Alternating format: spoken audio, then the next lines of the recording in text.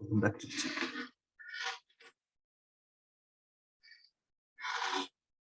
वो है हमारे चैप्टर अकाउंटिंग इश्यूज।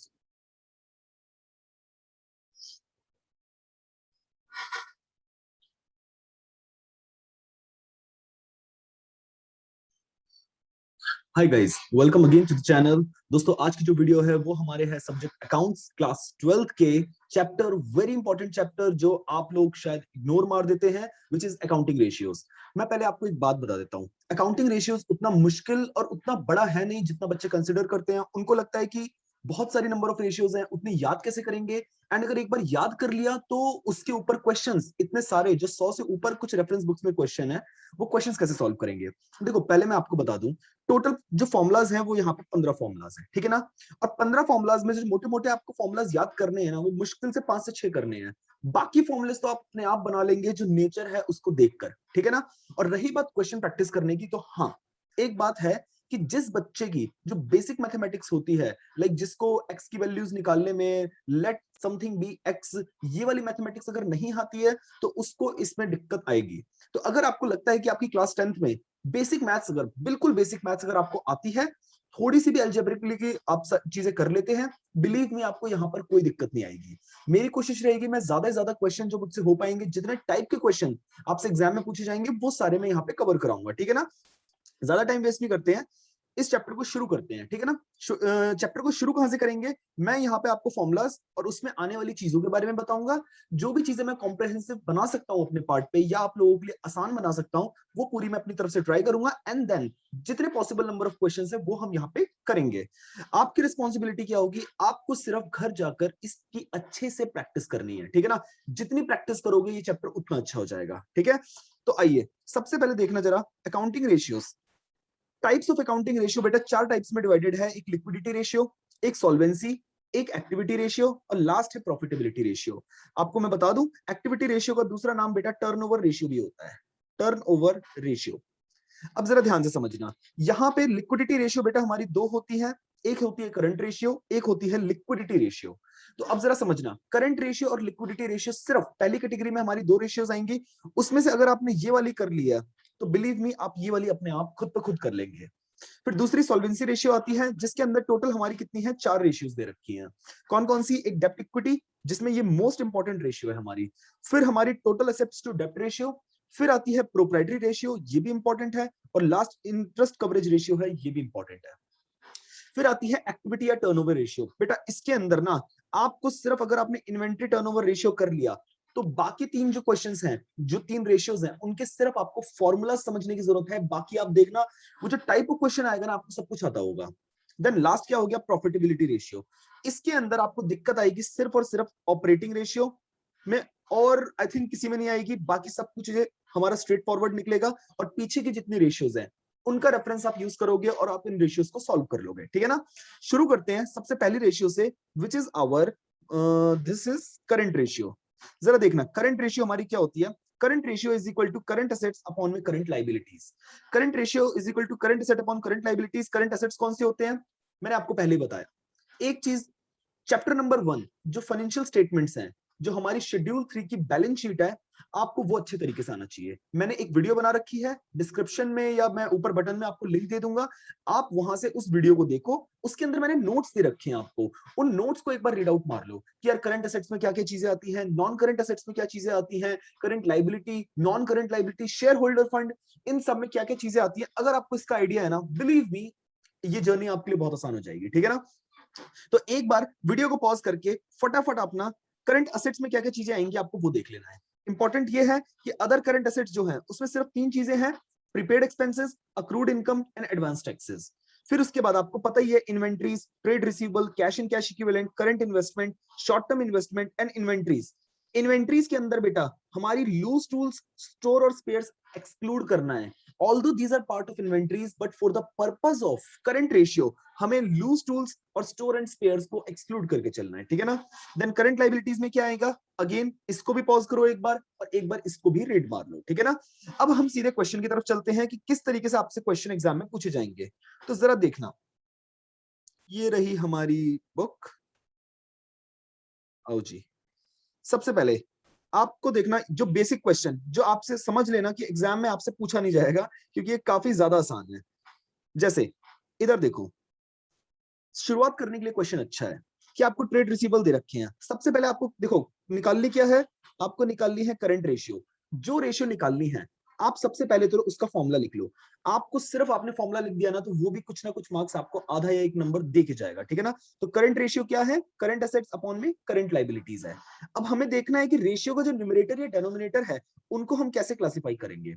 तो करंट एसेट्स कौन कौन सी चीजें हैं, देखो ये करंट एसेट है, ये करंट एसेट है, ये करंट एसेट है, ये भी है, ये नहीं है। Machinery is a non current asset, fixed asset में आता है, ठीक है ना।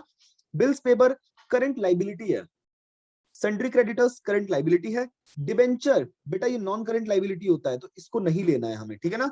इन्वेंट्रीज करंट एसेट है, और expenses payable this is a current liability. Expenses payable यानी कि वो एक्सपेंसेस जो भी पे करने बाकी है वो करंट लाइबिलिटीज होते हैं। अब जरा देखना आपको क्या करना है, इन सभी चीजों को प्लस कर देना। जो करंट असेट्स है उनको प्लस कर देना, जो करंट लाइबिलिटीज है उनको प्लस कर देना। और आप क्या करोगे, यहाँ पे देखना करंट असेट्स कितने 2 लाख आ रखे हैं, और करंट लाइबिलिटीज 1 लाख है, तो 2 लाख अपॉन में 1 लाख काटोगे तो 2/1, यानी कि 2:1 हमारा आ जाएगा current ratio. That's it, as simple as that. बिल्कुल उम्मीद मत करना कि एग्जाम में क्वेश्चन पूछा जाएगा, ये आपको बूस्ट देने के लिए, शुरुआत करने के लिए क्वेश्चन सिर्फ अच्छा था, ठीक है ना। फिर अगला जो दे रखा है हमें, वो दे रखा है करंट रेशियो, इस पे निकालना है। ये मैं एक सिंगल स्टार इंपॉर्टेंट इसको मार्क करूंगा। जरा देखना इस क्वेश्चन को करने का तरीका क्या है। आपको ना एक बैलेंस शीट पता होनी चाहिए। बैलेंस शीट का बेटा फॉर्मेट किस तरीके से होता है कि सबसे पहले होती है हमारी share holder fund. Share holder fund, again ये बात उस बच्चे को समझ आएगी जिसने अभी वो मैंने बैलेंस शीट का जिक्र किया है शेड्यूल 3 वाली, वो पढ़ी होगी, ठीक है ना। फिर आती है हमारी नॉन करंट लाइबिलिटीज, और इस साइड तीसरी चीज आती है करंट लाइबिलिटी। एंड इस साइड में क्या आता है, एक आता है नॉन करंट एसेट्स और एक आता है करंट एसेट। अब जरा देखिएगा, हर बच्चा जानता है कि जो करंट असेट साइड का टोटल होता है वो ऑलवेज इक्वल होता है बेटा लाइबिलिटी साइड के टोटल के। देन उसमें क्या होगा, अब देखो क्या करना है, हमें करंट रेशियो निकालनी है, और करंट रेशियो का फॉर्मूला क्या है, करंट एसेट्स अपॉन में करंट लाइबिलिटीज। बट इसमें कहीं पर भी बेटा हमें करंट एसेट्स या करंट लाइबिलिटीज नहीं दे रखा। तो अब हम करेंगे क्या, जरा देखना। टोटल एसेट्स आपको दे रखे हैं 3 लाख के, आप टोटल एसेट्स लिख दो यहाँ पे 3 लाख के, क्योंकि total is equal to current asset and non current asset. फिर आपको फिक्स्ड एसेट्स दे रखे हैं, फिक्स्ड एसेट्स यानी कि नॉन करंट एसेट्स एक तरीके से दे रखे हैं, कितने ये हैं 1,60,000। देन उसके बाद आपको और कुछ दे रखा है, आपको नॉन करंट इन्वेस्टमेंट दे रखी है 1 लाख की। ये भी तो आपके नॉन करंट असेट्स ही होते हैं, नॉन करंट इन्वेस्टमेंट। ये लो जी 1 लाख। तो टोटल नॉन करंट असेट्स कितनी हो गई है बेटा, 2,60,000 की हो गई है। चलो जी ठीक है। फिर और कुछ दे रखा है, हाँ दे रखा है। शेयर होल्डर्स फंड हमें कितना दे रखा है, 2 लाख का। शेयर होल्डर फंड आ गया हमारा 2 लाख का। और नॉन करंट लाइबिलिटीज कितनी दे रखी है, 80,000 की। तो जी नॉन करंट लाइबिलिटी आ गई 80,000 की। अब जरा देखना यहां से मैं करंट असेट और करंट लाइबिलिटी कैसे निकालूंगा। टोटल असेट्स जो होंगे वो टोटल लाइबिलिटीज के इक्वल होंगे। 3 लाख में से 2,60,000 माइनस करेंगे तो हमारा 40,000 का करंट असेट्स आ जाएगा। ऑन दी अदर हैंड 30,000 में से ये वाला 2 लाख और 80,000 माइनस करेंगे तो हमारा क्या निकल के आ जाएगा, 280 माइनस कर देंगे, 20,000 हमारी करंट लाइबिलिटी निकल के आ जाएगी। तो क्या करना है आपको, current ratio is equal to current assets आए हैं 40,000 और करंट लाइबिलिटी आई है बेटा आपकी 20,000। दोनों को काटेंगे 2/1, अर्थात 2:1 हमारा आंसर आ जाएगा। ये भी पेपर के लिए I don't think very important है, क्योंकि काफी ज्यादा आसान है और ज्यादा आसान चीजों के चांसेस थोड़े से कम होते हैं।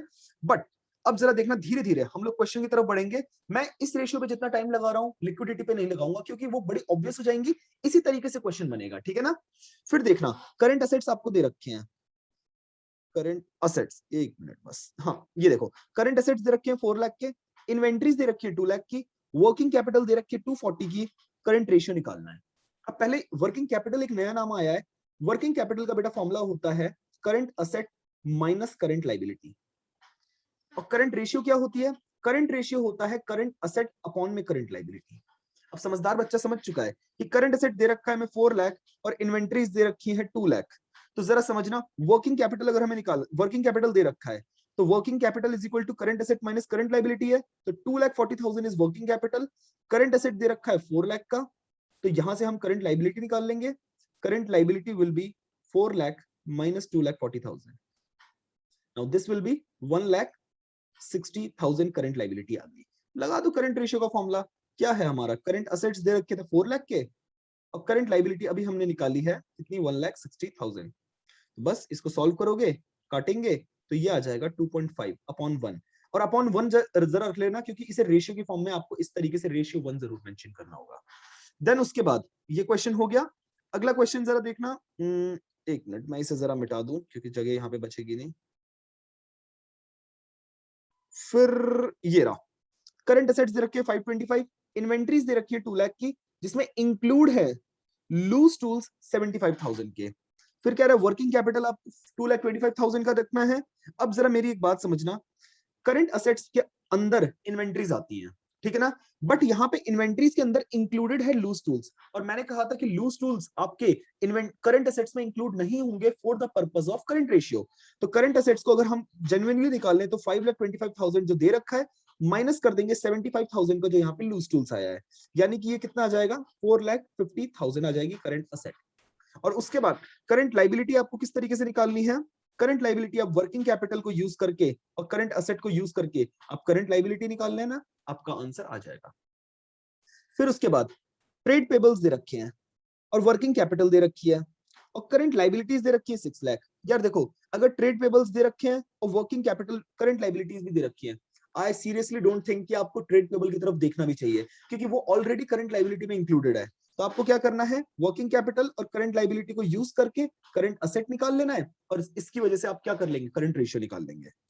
ये अगला क्वेश्चन अगेन ये वाला जो है इसको आप किस तरीके से करेंगे, इसको करने का जरा तरीका वही बैलेंस शीट वाला। बैलेंस शीट बनाने ला आपको क्या क्या चीजें दे रखी हैं, देखो टोटल असेट्स दे रखे हैं, यानी कि टोटल असेट्स आपको दे रखे हैं 45 लाख। एक मिनट यार, डार्क क्यों चल रहा है, 45 लाख दे रखे हैं। नॉन करंट असेट्स कितने दे रखे हैं, 33 लाख। नॉन करंट असेट्स आपको दे रखे हैं 33 lakh. Non current asset 3 lakh, तो करंट असेट्स आपको कितने निकल जाएंगे, 45 में से 33 लाख माइनस कर देना जरा, ये आ जाएंगे हमारे 7 5 12 लाख, 12 लाख आ गया हमारा, ठीक है ना। 12 लाख करंट असेट आ गया। और करंट लाइबिलिटी अगर निकालना हो तो बेटा वो वर्किंग कैपिटल को यूज कर लेना, आपकी करंट लाइबिलिटीज भी आ जाएंगी, ठीक है ना। क्या दिक्कत है, आ जाओ जी।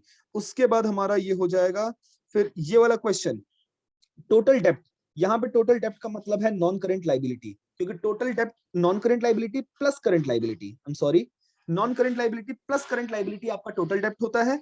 अब आप क्या करोगे यार, वही बैलेंस शीट वाली जो चीज मैंने आपको बताई थी उसको यूज करना, और यहाँ पे आप वर्किंग कैपिटल को यूज करके अपने आराम से करंट रेशियो निकाल लेंगे, ठीक है ना। फिर जरा आना, ये बनता है थोड़ा सा बढ़िया। ये देखो, ये वाला क्वेश्चन इंपॉर्टेंट है एग्जाम पॉइंट ऑफ व्यू से भी आपके लिए, ठीक है ना। यहाँ करंट रेशियो कितना दे रखा है बेटा, करंट रेशियो दे रखा है 2.5, यानी कि current asset upon current liabilities which is sorry which is current ratio का formula is equal to 2.5 upon 1 लिख सकता हूं। यानी कि इफ करंट लाइबिलिटी 1 होगी तो करंट असेट्स उसका 2.5 टाइम्स होगा। मान लेते हैं let current liability current liability be X, आ जाओ बचपन के दिन याद करते हैं, करंट लाइबिलिटी को एक्स मान लेते हैं, ठीक है ना। तो करंट असेट कितने हो जाएंगे बेटा, करंट असेट हो जाएंगे हमारे 2.5x। अब जरा देखना, करंट असेट और करंट लाइबिलिटी का ही दूसरा रिलेशनशिप क्या आता है, वो आ जाता है बेटा हमारा वर्किंग कैपिटल, यानी कि current asset minus current liability कितना दे रखा है, 60,000 दे रखा है। अब जरा देखो, तो 2.5x minus x is equal to 60,000, तो यहाँ पे 1.5x is equal to 60,000। So x की वैल्यू कितनी आ जाएगी, 60,000 अपॉन में 1.5। इसको जरा हम सॉल्व करेंगे, 15 चौक ये आ जाएगा 4 lakh, if I am not wrong, x की वैल्यू, यानी कि करंट लाइबिलिटी आ गई आपकी 4 लाख, और 4 लाख को आप मल्टीप्लाई कर देना 2.5 से, तो बेटा आपकी आ जाएगी करंट असेट्स। क्या मैं सही कर रहा हूँ, अरे 4 लाख नहीं है, 40,000 है, आई एम सॉरी, 40,000 आ जाएगा, ठीक है ना, दैट्स इट। फिर उसके बाद ये भी आपको खुद करना है, ये वाला।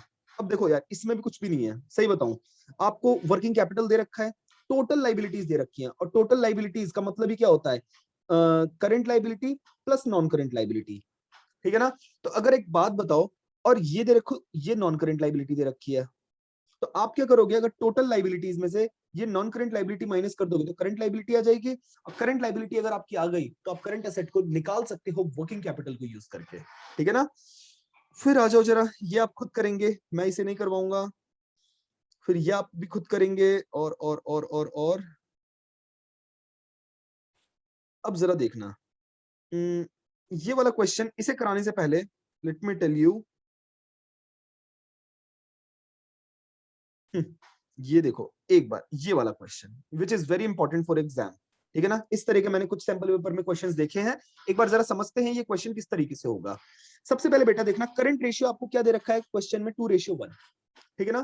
कह रहा है रीजन के साथ एक बात बताना कि इनमें से कौन सी ट्रांजेक्शन जो होगी, ये जो नीचे ट्रांजेक्शन दे रखी हैं, इनमें से कौन सी इंप्रूव करेगी, इंप्रूव यानी कि कौन सी रेशियो को इंक्रीज करेगी, कौन सी रेशियो को डिक्रीज करेगी, और कौन सी फर्क ही नहीं डालेगी, ना इंक्रीज होगी ना डिक्रीज होगी। यानी कि न्यूमरेटर या डिनोमिनेटर पे, करंट एसेट या करंट लाइबिलिटी पे किन चीजों का फर्क पड़ेगा। देखो रेशियो का इंक्रीज होना क्या होता है कि या तो न्यूमरेटर, जैसे लेट सपोज 2/1 है, तो या तो ये ऊपर वाला 3 हो जाए या फिर नीचे वाला 0.5 हो जाए। यानी कि या तो न्यूमरेटर बढ़ जाए या डिनोमिनेटर कम हो जाए या दोनों हो जाए, इसे कहते हैं इंप्रूव होना। या डिक्लाइन या डिक्रीज होना क्या होता है कि न्यूमरेटर या तो छोटा हो जाए या डिनोमिनेटर बड़ा हो जाए, एक ही बात है। और नो चेंज मतलब ना न्यूमरेटर पे कोई फर्क पड़ रहा है ना ही डिनोमिनेटर पे कोई फर्क पड़ रहा है। तो अब जरा देखना इस तरह के क्वेश्चंस को अटेम्प्ट कैसे करना है। इसके लिए ना आप सिंपल सी एक चीज लेना, let sorry let current assets be 2 lakh मान लो। करंट असेट्स कितने हैं, 2 लाख है। और करंट लाइबिलिटी आपकी कितनी हो जाएंगी, 1 लाख हो जाएगी। भाई 2:1 बोला है ना, मैंने मान लिया कि 2 और 1 का रेशियो रखना है, तो करंट असेट्स को मैंने 2 लाख मान लिया, करंट लाइबिलिटीज को 1 लाख मान लिया। अब जरा देखना, तो 2 लाख अपॉन में 1 lakh, this is our current ratio. अब जरा देखना ट्रांजेक्शन नंबर 1 कैसे क्या फर्क डालेगी। कह रहा है कि रीपेमेंट हुई है करंट लाइबिलिटी की। अब मेरे को जरा दिमाग से सोच के बताना, दो इफेक्ट्स आएंगे, ठीक है ना। हर ट्रांजैक्शन में दो इफेक्ट्स आएंगे और उन दो इफेक्ट्स को देखना है कि न्यूमरेटर और डिनोमिनेटर पे क्या फर्क पड़ रहा है उनका। तो देखना रीपेमेंट ऑफ करंट लाइबिलिटी है, आपने करंट लाइबिलिटी रीपे कर दी, वापस कर दिए उसको पैसे, आपकी करंट लाइबिलिटी कम हो जाएगी, है ना। और पर उसको पे करने के चक्कर में आपकी जेब से कैश जाएगा या कोई भी आपकी करंट असेट जाएगी, इससे करंट असेट भी क्या हो जाएगी आपकी, कम हो जाएगी। दिमाग से समझना क्या हुआ, ये अमाउंट मैं मान लेता हूं, लेट लेट कर लेता हूं कि अमाउंट कितना है, 10,000 है, ठीक है ना। फिर देखना जरा क्या होगा, 2 लाख ऊपर करंट असेट्स में भी 10,000 माइनस होगा और करंट लाइबिलिटी में से क्या हो जाएगा, 10,000 माइनस होगा। अब कुछ होशियार बच्चे होते हैं वो कहते हैं कि ऊपर और नीचे सेम अमाउंट से माइनस हो रहा है, तो जो आंसर आएगा वो नो क्या कहते हैं, नॉट चेंज कहेंगे, कि मतलब उसका कोई फर्क ही नहीं पड़ेगा। गलत है बेटा, यहाँ पे देखो ऊपर 2 लाख है और नीचे 1 लाख है, तो प्रोपोर्शनेट चेंज आता है। सॉल्व करके देख लो बेशक, ऊपर आ रहा है 1,90,000 और नीचे आ रहा है 90,000। जरा देखना 4 जीरो से 4 जीरो खत्म करी, 9 1 9, 9 2 18 और 109, 2.1 आ गया, यानी कि 2.1 रेशियो 1, दिस इज आंसर। यानी कि ये क्या हो गई है, इंप्रूव हो गई है। फिर जरा देखना परचेज ऑफ गुड्स, फिर कह रहा है purchase of goods for cash. अब सेकंड पॉइंट देखना बेटा क्या होगा इसके अंदर, आपने गुड्स परचेज करे फॉर कैश, तो जरा देखना 2 लाख अपॉन 1 लाख था, आपके स्टॉक आए होंगे, इन्वेंट्रीज आपकी बढ़ गई होंगी, तो आपने इन्वेंट्रीज लेट सपोज 10,000 से प्लस कर दी, बट उसको खरीदने में कैश भी तो गया, और कैश माइनस होगा तो माइनस 10,000 हो जाएगा। अब एक बात बताओ, नीचे करंट लाइबिलिटी पे कोई फर्क नहीं आने वाला, दिमाग लगा लो कहीं पे कोई फर्क नहीं पड़ेगा, तो अल्टीमेटली कट जाएगा, 2/1 ही रहेगा, यानी कि नो चेंज। फिर उसके बाद सेल हुआ है ऑफिस इक्विपमेंट का, ये वाला देखना इंपॉर्टेंट है, ये वाला अच्छा है। सेल ऑफ ऑफिस इक्विपमेंट हो गया, कितने का, 4,000 रुपए का, जिसकी बुक वैल्यू थी 5,000। अब आपको दिमाग ये लगाना है कि जो ऑफिस इक्विपमेंट है वो करंट असेट या करंट लाइबिलिटी में आता है, बिल्कुल नहीं।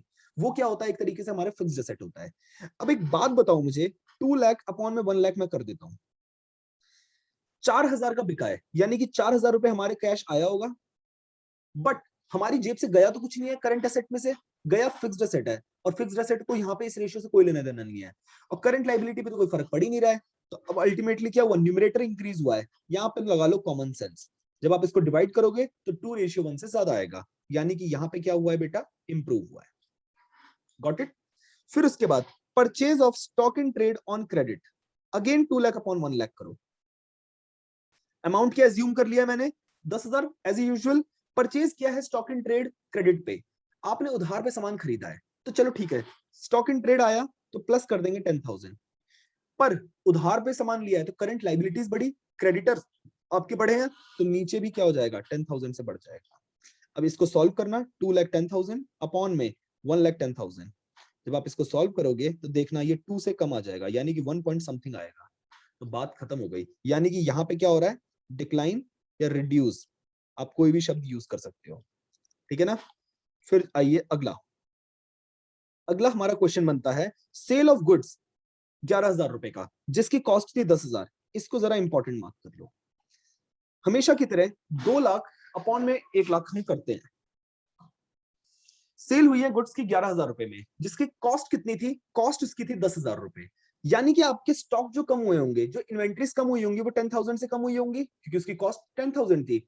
बट बदले में कैश कितना आया है, कैश आया है आपका 11,000 रुपीज, और सब कुछ कैश के अंदर हुआ। करंट लाइबिलिटीज से कोई लेना देना ही नहीं है। तो ऊपर जरा बताना, अल्टीमेटली आपका 2,01,000 आ जाएगा अपॉन में 1 लाख। सॉल्व करोगे, ये क्या हो रहा है, इंप्रूव हो रहा है। और फिर लास्ट क्या है, last but not the least, payment of dividend.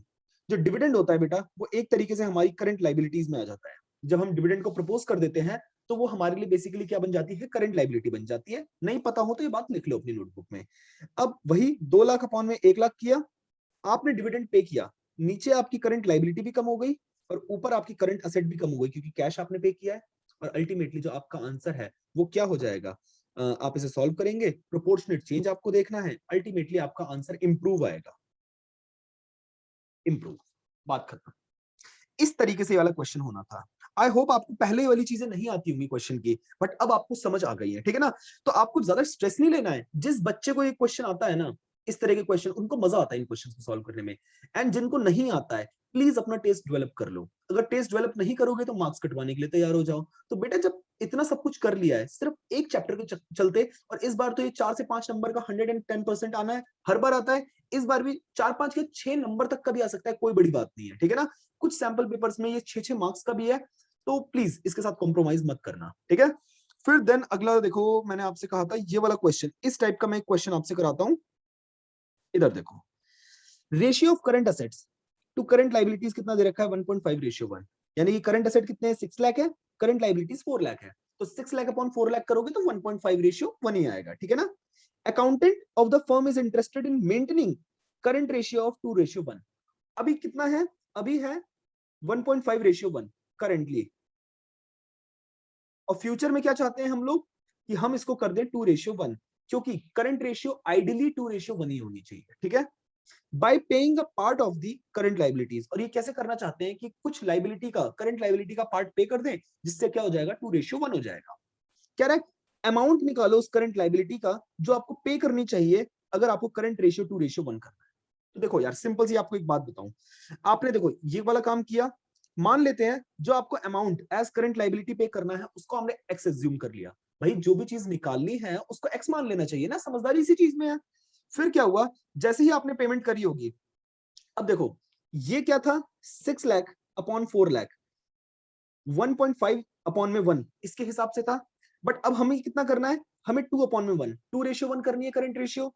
तो हमने ऊपर भी एक्स माइनस करा, हमने नीचे भी एक्स माइनस करा, क्योंकि करंट लाइबिलिटीज को जब पे करेंगे, एक्स को पे करेंगे, तो उतना ही कैश भी कम हो जाएगा, ऊपर भी कम हो जाएगा एक्स और नीचे भी कम हो जाएगा। बस अब क्या करना है, क्रॉस मल्टीप्लीकेशन कर देनी है। तो ये कितना हो जाएगा, 8 लाख minus 2x, 6 lakh minus x, और ये हो जाएगा मेरा 2x इधर गया, बचेगा x, और x 8 लाख माइनस 6 लाख, तो x की वैल्यू आ जाएगी 2 लाख। यानी कि 2 लाख की अगर आपने करंट लाइबिलिटी पे कर दी तो बेटा आपका करंट रेशियो 2 रेशियो 1 हो जाएगा। इस क्वेश्चन को मान के चलिए, एग्जाम के लिए काफी इंपॉर्टेंट है। अगर करंट रेशियो में से क्वेश्चन बना, ये और ये वाला, इस तरह के क्वेश्चन, प्लीज बहुत सारे क्वेश्चन है, प्रैक्टिस जरूर करना, इससे नहीं बच सकते हो आप लोग, ठीक है ना। हाँ जी, तो अगली हमारी जो रेशियो है वो है लिक्विडिटी रेशियो। देखो लिक्विडिटी रेशियो नहीं, सॉरी लिक्विड रेशियो, मैंने लिक्विडिटी अच्छा ऊपर भी लिख दिया था क्या, एक मिनट, हाँ ये लिक्विड रेशियो है बेसिकली। लिक्विड रेशियो का देखो दूसरा नाम क्या है, लिक्विड रेशियो का दूसरा नाम है क्विक रेशियो, इसी का तीसरा नाम है बेटा एसिड टेस्ट रेशियो।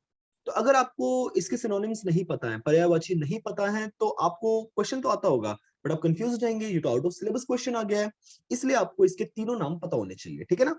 अब देखो liquidity ratio, liquid ratio, I am so sorry, liquid ratio और करंट रेशियो एग्जैक्टली सेम है, उसका डिनोमिनेटर सेम है, उसका न्यूमरेटर सेम है, बस करंट असेट की जगह लिक्विड असेट आ गई है।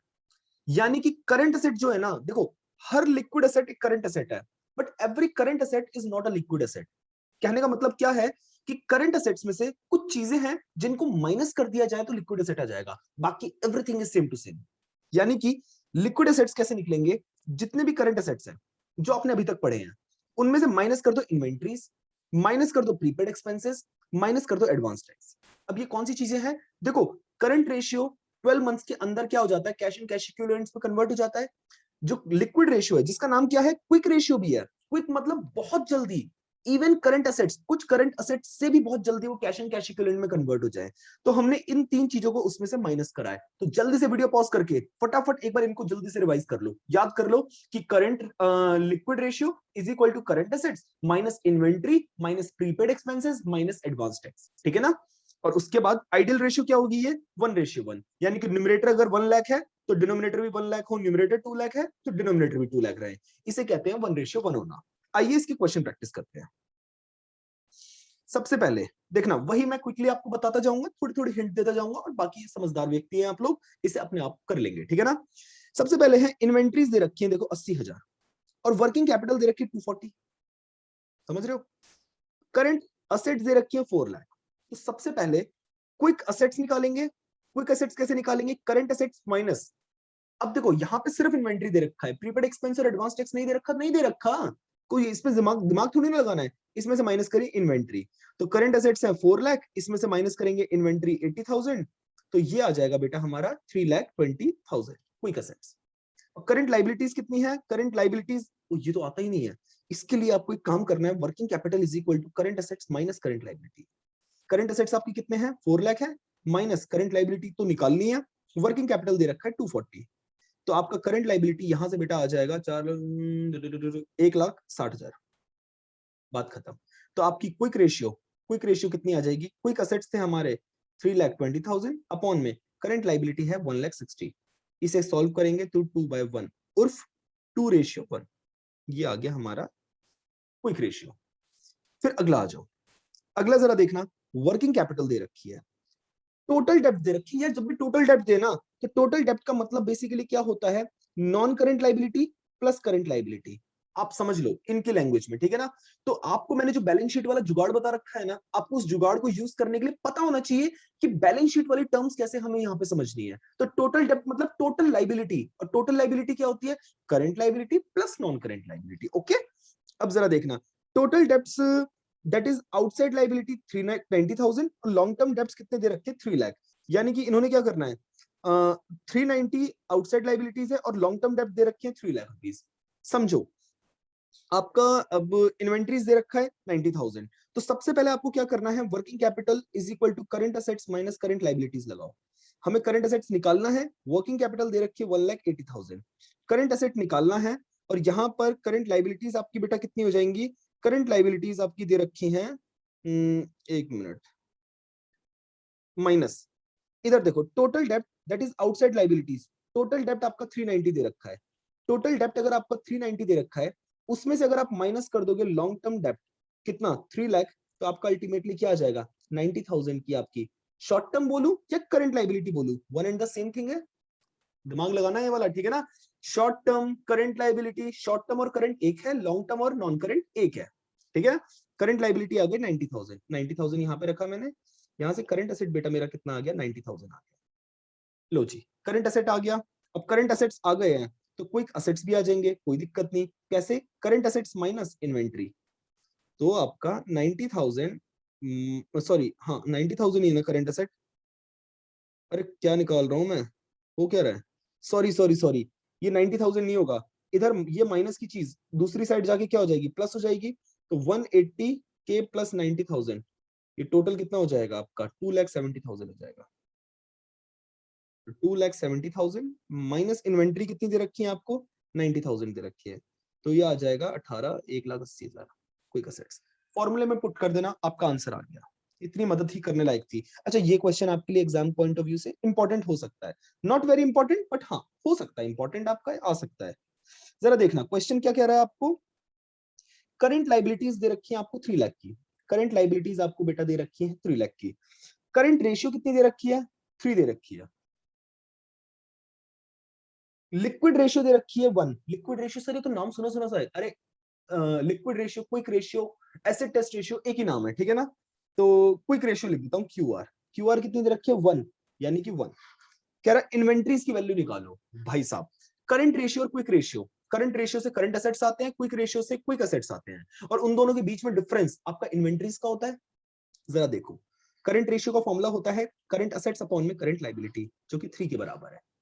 अब आपकी करंट लायबिलिटीज कितनी है, यू हैव नो, दे रखा है 3 लाख, तो आपकी करंट एसेट्स कितनी आ जाएंगी, ये इधर जाके मल्टीप्लाई हो जाएगा, 3 इंटू 3 लाख आपका हो जाएगा 9 लाख।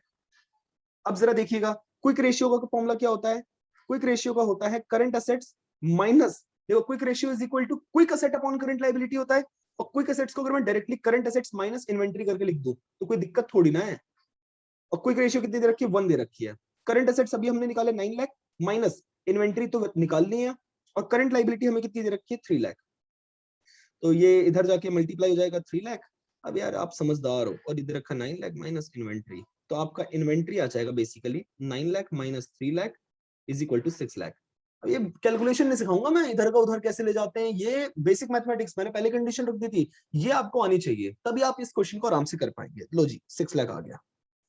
फिर आइए आगे देखते हैं, करंट रेशियो कितनी दे रखी है 4.5 रेशियो 1, लिक्विड रेशियो दे रखी है 3 रेशियो 1, इन्वेंट्रीज भी दे रखी है, शाबाश, करंट लायबिलिटीज निकालनी है। अच्छा वीडियो पॉज करो, खुद करो एक बार ट्राई, और जैसे वीडियो करोगे मैं तो भाई नॉर्मली जैसे कर रहा हूँ वैसे ही करूंगा। तो वर्चुअल क्लास को एक थोड़ी सी इंटरेक्टिव क्लास बनाने की कोशिश करते हैं, ठीक है ना। किस भी पॉइंट ऑफ टाइम पे देखें यार, कनेक्शन बनना बहुत जरूरी है। अगर कनेक्शन बन जा रहा है देन बिलीव मी यार बहुत फायदा होगा आपको। मेरे समझाने के तरीकों को पूरे तरीके से यूटिलाइज करो, और जिस टाइम मैं बोलूँ ना आपसे कि एक बार ट्राई करो खुद से, जेन्युइनली आप ट्राई करो, क्योंकि उस टाइम मैं एक्चुअली फील करता हूँ कि आप वो क्वेश्चन उस टाइम कर सकते हैं, और नहीं कर पा रहे हैं आई एम देयर, ठीक है ना। करंट रेशियो आपको दे रखी है बेटा 4.5 रेशियो 1, यानी 4.5 अपॉन 1।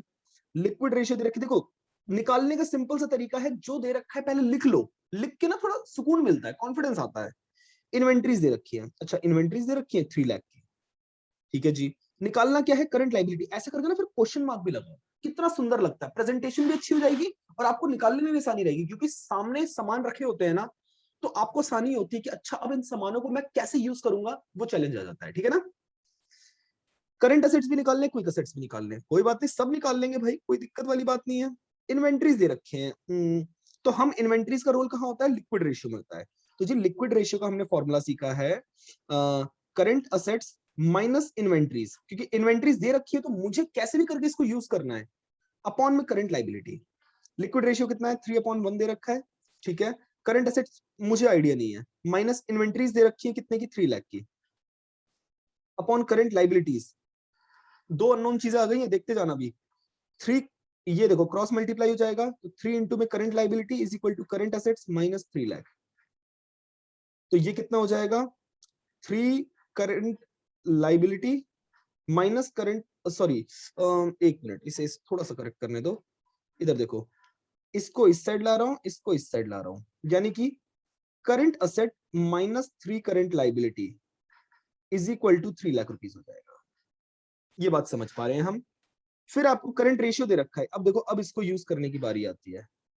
करंट रेशियो है करंट असेट्स अपॉन में करंट लायबिलिटीज, वो कितना दे रखा है 4.5 अपॉन में 1, यानी कि क्रॉस मल्टीप्लाई करेंगे तो current asset is equal to 4.5 of current liabilities है। अब देखना, ये जो करंट असेट जहां पे भी है उधर 4.5 करंट लायबिलिटीज लिख सकते हैं, इस वैल्यू को यहां पे पुट कर दीजिए आप, तो करंट असेट की जगह देखना क्या आ जाएगा 4.5 CL माइनस 3 CL is equal to 3 lakh.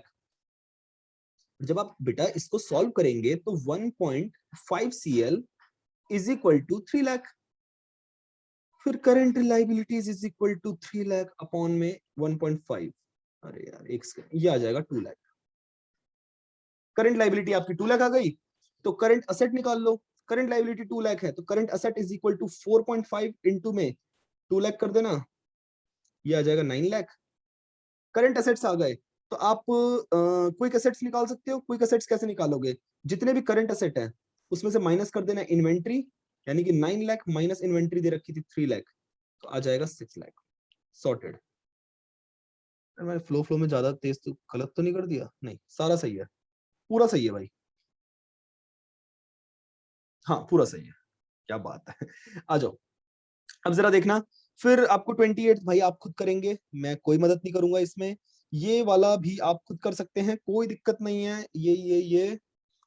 ये भी आप खुद करेंगे, कोई दिक्कत नहीं है। ये वाला भी जो अभी कराया है एग्जैक्टली उस तरीके से है, उसमें आपको इन्वेंट्री दे रखा था, यहाँ आपको करंट असेट्स दे रखा है, तो कोई दिक्कत नहीं आएगी। अब देखो ये कंबाइंड है, क्विक रेशियो और करंट रेशियो दोनों निकालने का है, प्लीज आप खुद करेंगे, इसमें कोई दिक्कत नहीं आनी चाहिए। ये वाला देखो, इसके दो पार्ट करा दूं, सिर्फ दो पार्ट। आपको रेशियो कितनी दे रखी है, 1.7:1 दे रखी है, यानी कि current assets sorry quick assets quick ratio दे रखी है। देखो क्विक रेशियो आपको बेटा दे रखी है 1.57/1, यानी कि क्विक असेट्स कितने दे रखे हैं, मान लेते हैं 1,70,000, और क्विक करंट लाइबिलिटी कितनी दे रखी है 1 लाख। एज्यूम ऐसे करा था ना, लेट क्विक असेट्स 1,70,000 और करंट लाइबिलिटी 1 लाख, तभी तो सॉल्व करने में मजा आएगा। अब जरा देखना, फर्स्ट पॉइंट क्या कर रहा है, purchase of inventory for cash. आपने परचेज करी है इन्वेंट्री कैश की, कितने रुपए की, मान लेते हैं 10,000 की परचेज करी है। अब क्या होगा, इन्वेंट्री परचेज करिए कैश में, तो सर पता है क्या होगा आपका, देखो ऊपर क्विक असेट्स है ना 1,70,000 अपॉन 1 लाख, पहले लिख लो। आपका ना इन्वेंट्रीज ऐड कर देंगे हम लोग, क्योंकि इन्वेंट्री आई है। बट मुझे मूर्खों एक बात बताओ, इन्वेंट्री तो क्विक असेट होती नहीं है, तो यहाँ पे प्लस भी नहीं होनी चाहिए, क्योंकि क्विक असेट्स में ऐड नहीं हो सकता ना, इन्वेंट्री एक्सक्लूड हो जाती है उसमें, तो क्विक असेट तो जीरो, कुछ नहीं होगा current inventory. But purchase cash में करी तो कैश गया है, तो कैश माइनस पूरा होगा, कितना मान लेते हैं 10,000। करंट लाइबिलिटी का यहाँ पे कोई लेना देना नहीं है, ये इसके घर की बात नहीं है। बस ये क्या हो जाएगा, रिड्यूस हो जाएगा जब आप इसको सॉल्व करोगे, ठीक है ना। फिर उसके बाद cash collected from debtors, cash collected from debtors, तो अगेन आप क्या कर दोगे, 1,70,000 अपॉन में 1 लाख, ऐसे लिख दो।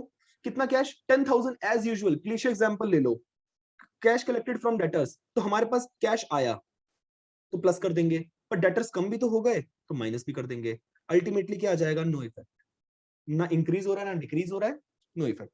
बाकी आप खुद करेंगे, मैं नहीं करवाऊंगा।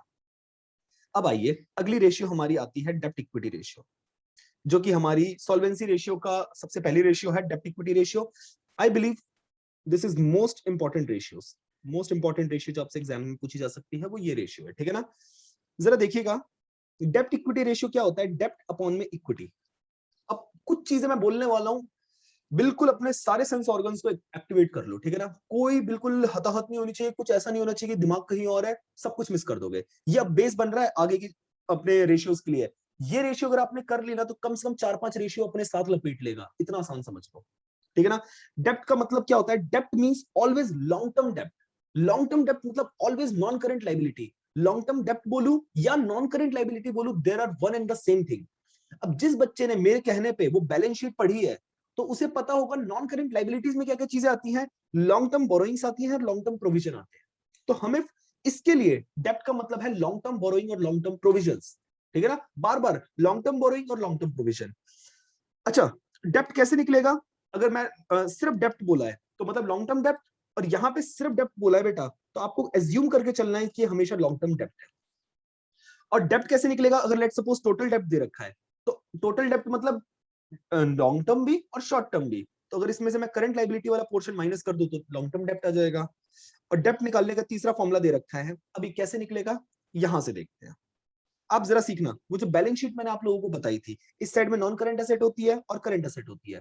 इस साइड में तीन चीजें होती हैं, शेयर होल्डर फंड होता है, नॉन करंट लाइबिलिटी होता है, current liability. Share holder fund मतलब क्या होता है, जो equity share capital, preference share capital, reserve and surplus, ये जो सारी चीजें होती है शेयर होल्डर फंड में आती है। अगेन ये बात उस बात बच्चे को समझ आ गई है जिसने मेरे कहने पे बैलेंस शीट पढ़ ली है, ठीक है ना। अच्छा, शेयर होल्डर फंड और नॉन करेंट लाइबिलिटी, इन दो चीजों को अगर प्लस कर दूं तो बेटा ये कैपिटल एम्प्लॉयड के इक्वल हो जाता है। ये बात समझ रहे हो, तो आपको देख लो, दिमाग लगाना है, कैपिटल एम्प्लॉयड अभी आगे जाके यूज होने वाला है सबसे लास्ट वाली रेशियो के अंदर। तो अगर आप यहां से समझ पा रहे हैं, बिलीव मी चीजें बहुत आसान हो जाएगी, ठीक है ना। अब आइए, अब इस पे क्वेश्चंस करते हैं, ठीक है ना। क्वेश्चन देखना, मैं इस पे थोड़ा सा टाइम लगाऊंगा ताकि आपको थोड़ी आसानी ज्यादा हो जाए। डेब्ट इक्विटी रेशियो निकालनी है यार, देखना कुछ नहीं करना, यहाँ तो सब कुछ आसान दे रखा है, ये क्वेश्चन कराना मूर्खता है। लॉन्ग टर्म बोरोइंग्स दे रखी है, 10% डिबेंचर्स लॉन्ग टर्म बोरोइंग्स में आता है, 10% डिबेंचर, अपना याद रखना, जो डिबेंचर्स होते हैं they are long term borrowings. 3,50,000 current liability को नहीं लेना, current liability is a non current liability नहीं है वो, ठीक है ना, वो करंट लाइबिलिटी है तो डेप्ट के अंदर नहीं आएगा। तो 3,50,000 डेप्ट इक्विटी रेशियो क्या होता है, डी डेप्ट इक्विटी रेशियो, जितना डेप्ट है 3,50,000 अपॉन में इक्विटी कितनी है, ये देखो equity share capital plus reserve and surplus 2 lakh plus 1,50,000 यानी कि 3.5 लाख। अरे वाह, मौज कर दी बेटे, 1:1 खत्म। फिर अगला जरा देखना, अगला मैं बता देता हूँ डेप्ट में कौन कौन सी चीजें आएंगी, तो लॉन्ग टर्म बोरिंग आएंगी, लॉन्ग टर्म प्रोविजन आएंगे, और कुछ आएगा ना, तो 5 लाख प्लस 1 लाख कितना हो जाएगा, ऊपर आ गया 6 लाख अपॉन में फिर equity share capital 2 lakh plus जो रिजर्व्स होते हैं वो आएंगे 2 लाख प्लस कर दिया।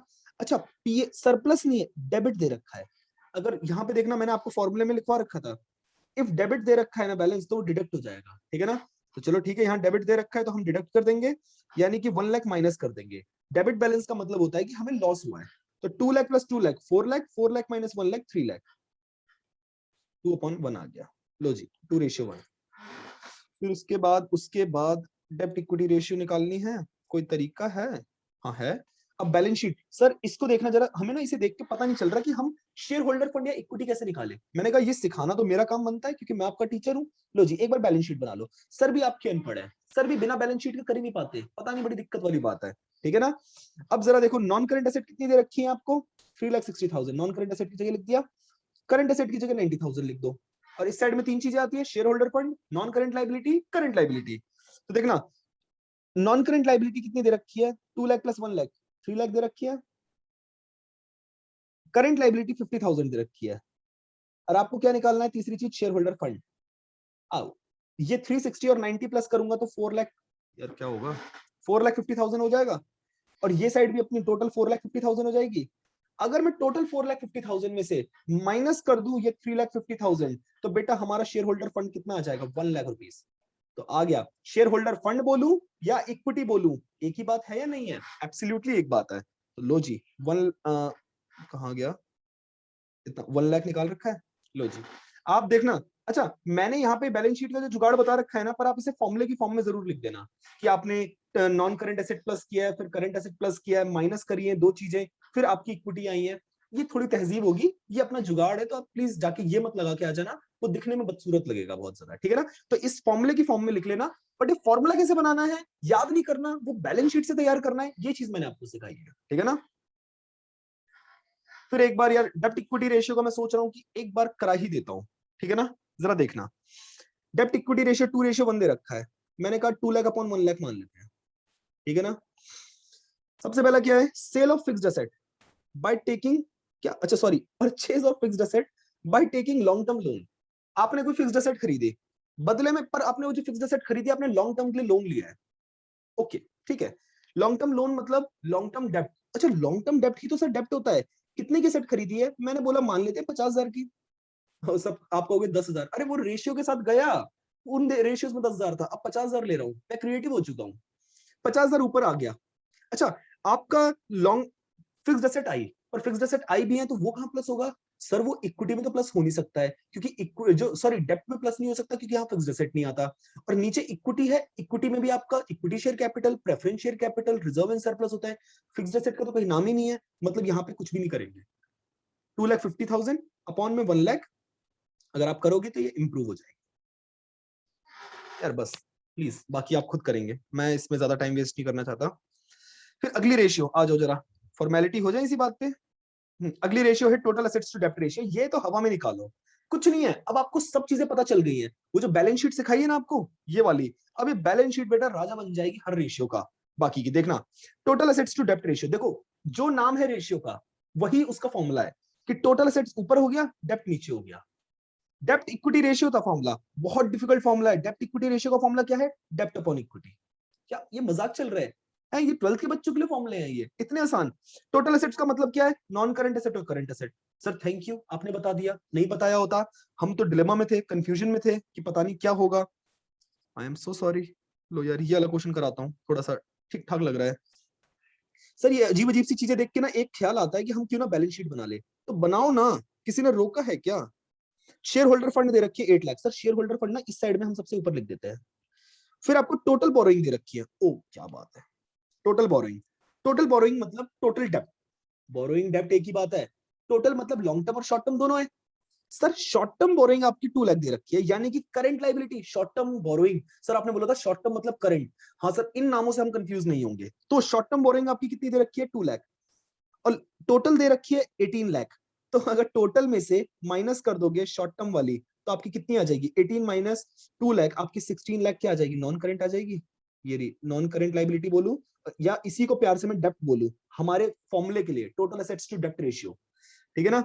तो अब उसके बाद ये साइड हमारी टोटल कितनी हो गई है बेटा, 8 लाख प्लस 16 लाख, ये हो जाएगी 24, 24 तो 26 लाख। ये साइड भी कितनी हो जाएगी, 26 लाख।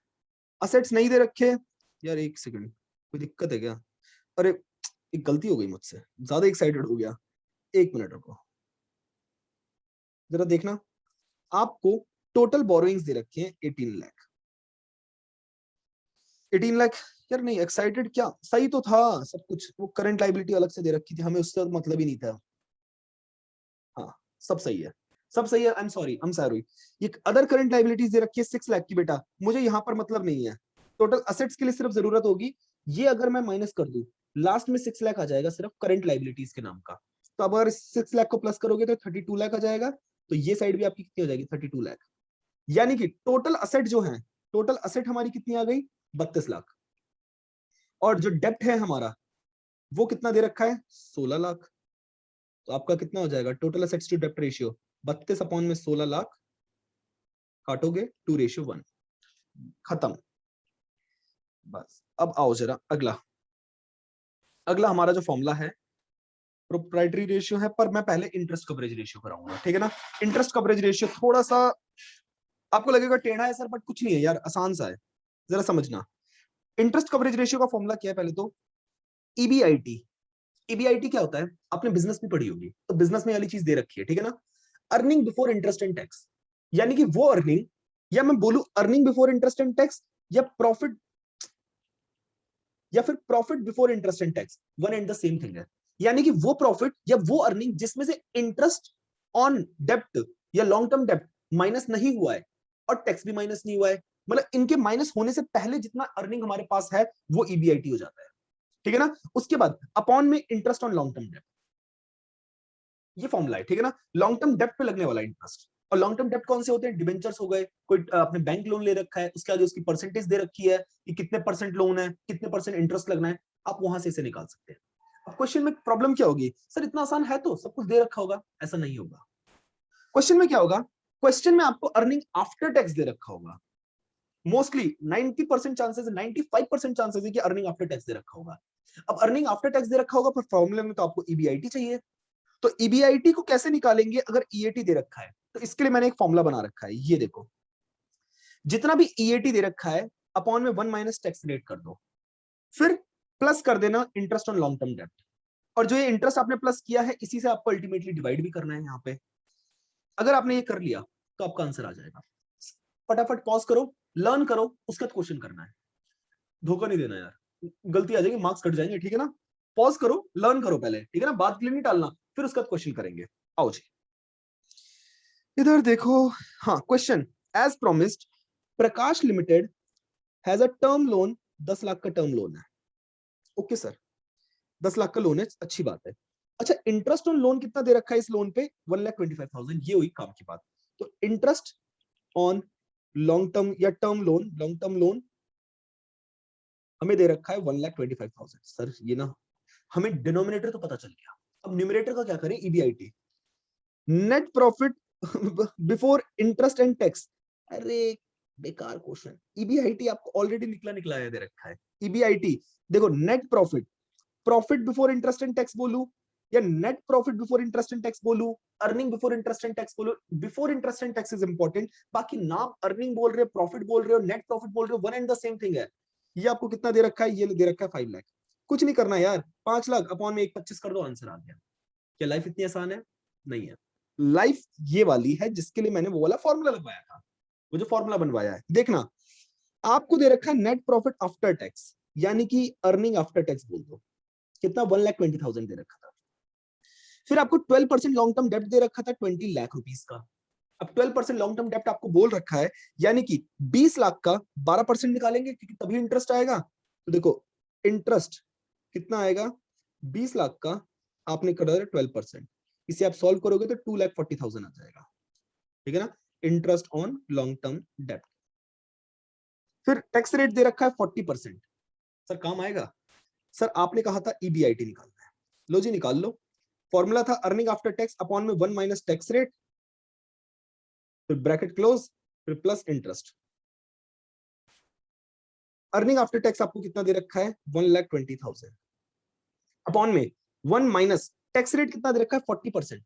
अब समझदार हो तो 40% को हम क्या बोल सकते हैं, 40/100, और 40/100 है तो हम इसे 0.4 भी लिख सकते हैं, तो यहाँ पे आपको 0.4 माइनस करना है, ठीक है ना। उसके बाद आपने प्लस कर दिया, इंटरेस्ट कितना दे रखा है आपको, 2,40,000, 1,20,000 अपॉन में 0.6 हो जाएगा, 1 माइनस 0.4 इज 0.6, इस पॉइंट को हटाएंगे तो यहाँ 10 आ जाएगा, 6 1 जा 6, ये आ जाएगा 20,000, 20,000 इंटू में 10 आ जाएगा 2 lakh, 2 lakh plus 2,40,000, this will come 4,40,000। ये लो आ गया। अब ये 4,40,000 आ गया ईबीआईटी, इसे डिवाइड कर देना इंटरेस्ट ऑन लॉन्ग टर्म डेब्ट से, 2,40,000 आंसर आ जाएगा, बात खत्म, और कुछ है ही नहीं। और लास्ट ये वाली चीज हो गई, और ठीक है। फिर एक बार जरा देखना प्रोप्राइटरी रेशियो, इसका फॉर्मूला क्या है। प्रोप्राइटरी रेशियो का फॉर्मूला है बेटा इक्विटी अपॉन में टोटल डेब्ट। इक्विटी मतलब इक्विटी जिसको प्यार से हम कहते हैं शेयर होल्डर्स फंड, आप इक्विटी नाम है तो इक्विटी लगाना, ठीक है ना। अपॉन में टोटल असेट्स, यार आपको बैलेंस शीट जो है, बैलेंस शीट बना के आप ये क्वेश्चन भी कर लोगे आराम से, सब कुछ आ गया आपको। अब तो रेशियोस फॉर्मेलिटी बची है, मैं इस पे क्वेश्चन नहीं कराने वाला आपको, ठीक है ना। हाँ तो अब हमारी जो तीसरी कैटेगरी ऑफ रेशियोज निकल के आती है वो आ रही है एक्टिविटी रेशियो या फिर टर्नओवर रेशियो, ठीक है ना। इसके अंदर भी अगेन टोटल 4 रेशियोज हैं। तो अभी तक हम लोगों ने कौन कौन सी पढ़ ली है, अभी हमने पहले लिक्विडिटी रेशियो पढ़ लिया है, दूसरी हमने सॉल्वेंसी रेशियो पढ़ ली है, अब हम लोग एक्टिविटी या जिसका दूसरा नाम टर्नओवर रेशियो है वो पढ़ने वाले हैं, ठीक है ना। उसमें पहली जो रेशियो है again most most important, important as well as difficult. देखो डिफिकल्ट एज अ टीचर मुझे शब्द यूज नहीं करना चाहिए, बट हाँ कहूंगा मैं कि थोड़ा सा है, मतलब लगेगा समय, मैं इसे आराम से कराऊंगा, टाइम थोड़ा सा लगेगा। अगर वीडियो आप लगातार देख रहे हैं तो मैं सजेस्ट करूंगा थोड़ा सा ब्रेक ले लो, आराम से चिल मार लो थोड़ी देर, उसके बाद दोबारा कंटिन्यू करना, क्योंकि यहाँ पे ये थोड़ी सी ब्रेनस्टॉर्मिंग एक्टिविटी होने वाली है, ओके। तो इन्वेंटरी टर्नओवर रेशियो का फॉर्मूला क्या है। इन्वेंटरी टर्नओवर रेशियो पहली बात निकलता क्या है, ये टाइम्स के टर्म, एक ये लिखा। इन्वेंटरी टर्नओवर रेशियो का फॉर्मूला क्या है, देखो अगेन रेशियो मतलब न्यूमरेटर डिनोमिनेटर। न्यूमरेटर क्या है यहाँ पर, कॉस्ट ऑफ गुड्स सोल्ड। जिस बच्चे ने क्लास 11th में फाइनेंशियल स्टेटमेंट वाला पढ़ रखा है तो उसे पता है कॉस्ट ऑफ गुड सोल्ड क्या चीज होती है, ठीक है ना। कॉस्ट ऑफ गुड सोल्ड बोलूं या cost of revenue from operation बोलूं, जिंदगी में गांठ बांध लो इस चीज को कि इस चीज में रेवेन्यू फ्रॉम ऑपरेशन, इसका मतलब ही क्या है बेटा, इसका मतलब ही सेल्स है। तो मैं अगर रेवेन्यू फ्रॉम ऑपरेशन बोलूं या सेल्स बोलूं एक ही बात बोल रहा हूं, और मैं हमेशा सेल्स बोलूंगा। तो अगर क्वेश्चन में दे भी रखा है ना रेवेन्यू फ्रॉम ऑपरेशन, आप अपनी तरफ से सेल्स लिखो, बात समझ आ गई। अब आ गया अगर cost of revenue from operation, cost of revenue from operation, तो आप उसे कॉस्ट ऑफ गुड्स सोल्ड यानी कि सीओजीएस लिखना, यानी कि जो ये वाली चीज है। तो देखो cost of revenue from operation दे रखा है तो इसे क्या बोलेंगे, cost of goods sold upon में एवरेज इन्वेंट्री, यानी कि न्यूमरेटर क्या हो गया, cost of goods sold upon में एवरेज इन्वेंट्री। देखो मैं धीरे धीरे आपको ना फेमिलियर करूंगा, कई लोग प्यार से इसे कॉस्ट ऑफ गुड्स सोल्ड को कॉक्स बोलते हैं, सीओजीएस है ना तो कॉक्स बोलते हैं। तो हम लोग अपनी जब अभी थोड़ा सा फेमिलियर हो जाओगे ना इस शब्द से, कॉस्ट ऑफ गुड्स सोल्ड है तो हम सीओजीएस सीओजीएस बोलेंगे, ठीक है ना। तो आपको ये अवेयरनेस लेवल अपना बढ़ाना पड़ेगा। अब सीओजीएस भला होती क्या है, ये वाली चीज देख लेते हैं। सीओजीएस निकलती है बेटा जितनी भी सेल्स दे रखी है उसमें से अगर आप ग्रॉस प्रॉफिट माइनस कर दोगे तो आपका सीओजीएस आ जाएगा, यानी कॉस्ट ऑफ गुड्स सोल्ड आ जाएगा अगर आपने सेल्स में से ग्रॉस प्रॉफिट माइनस कर दिया। क्या सर यही चीज है, नहीं। अगर सर दिन हर अच्छा नहीं होता, ग्रॉस प्रॉफिट की जगह अगर ग्रॉस लॉस आ गया तो ऑपोजिट कर दो ना, ऐड कर देना, सेल्स में ग्रॉस लॉस ऐड कर दो तो आपका सीओजीएस आ जाएगा। सर क्या इसका एक ही फॉर्मूला है, बिल्कुल नहीं, इसका एक और फॉर्मूला है। सीओजीएस का एक फॉर्मूला है, ट्रेडिंग अकाउंट बना देते हैं यहाँ पे। ओपनिंग स्टॉक, स्टॉक बोलूं या इन्वेंट्री बोलूं एक ही बात है, opening stock plus net purchase, net purchase बोलूं या परचेज बोलूं एक बात है। क्योंकि देखो अगर परचेज रिटर्न दे रखा है, परचेज रिटर्न बोलूं या रिटर्न आउटवर्ड बोलूं वो एक ही बातें होती हैं। तो परचेज में से परचेज रिटर्न माइनस कर दोगे तो नेट परचेज निकल के आ जाएगा। यार सिंपल सी बात है, आपने 1 लाख का सामान खरीदा, 10,000 का सामान आपने वापस भेज दिया, एक्चुअली आपने जो परचेज करी वो तो सिर्फ 90,000 की कर रखी है ना, तो आपको 90,000 लिखना है यहाँ पे। फिर उसके बाद डायरेक्ट एक्सपेंसेस, अब ये बड़ा इंपॉर्टेंट चीज है। डायरेक्ट एक्सपेंसेस क्या होते हैं, जैसे वेजेस हो गए, कैरेज इनवर्ड हो गए, power, gas, fuel, freight inward, ये सारे हमारे कौन से होते हैं, डायरेक्ट एक्सपेंसेस। इसको याद कर लो, अच्छे से जानते हैं कि ये ट्रेडिंग अकाउंट में हमारे एक्सपेंसेस आते हैं, तो इनको हम इसलिए डायरेक्ट एक्सपेंसेस बोलते हैं। और लास्ट माइनस कर देंगे क्लोजिंग इन्वेंटरी। वीडियो तुरंत पॉज करो, ये कॉक्स निकालने के अपने ये 2 फॉर्मूले फटाफट याद कर लो। याद हो गया, वेरी गुड। अब आओ जरा एवरेज इन्वेंट्री, जो कि डिनोमिनेटर दे रखा है, उसका फॉर्मूला क्या है, opening inventory plus closing inventory upon में 2। एवरेज ऐसे निकलता है। इन केस कॉक्स और information related to COGS is not given, then use sales to calculate ITR. यानी कि अगर ऊपर कॉक्स सीओजीएस निकालने का सामान नहीं दे रखा ना, सीओजीएस खुद दे रखा है, तो यार ऑप्शन तो क्वेश्चन छोड़ के तो नहीं आएंगे, तो आप सेल्स को मान लेना, सेल्स अपॉन में एवरेज इन्वेंट्री कर देना। बट अगर इंफॉर्मेशन दे रखी है, आपने अपनी आसानी के लिए कह दिया कि हाँ सीओजीएस को इग्नोर मारो यार, सर ने बोला था नोट लिखवाया था सेल्स, तब मार्क्स नहीं मिलेंगे, सिर्फ तब जब ऑप्शन ही नहीं है तो सेल्स करेंगे। ओके, आओ चलो। अब ये जो दे रखा है नोट, ये नोट ना मैं क्वेश्चन के साथ कराना प्रेफर करूंगा, अभी ऐसे नहीं पढ़ाऊंगा, सूखे सूखे नहीं पढ़ाऊंगा, ठीक है ना।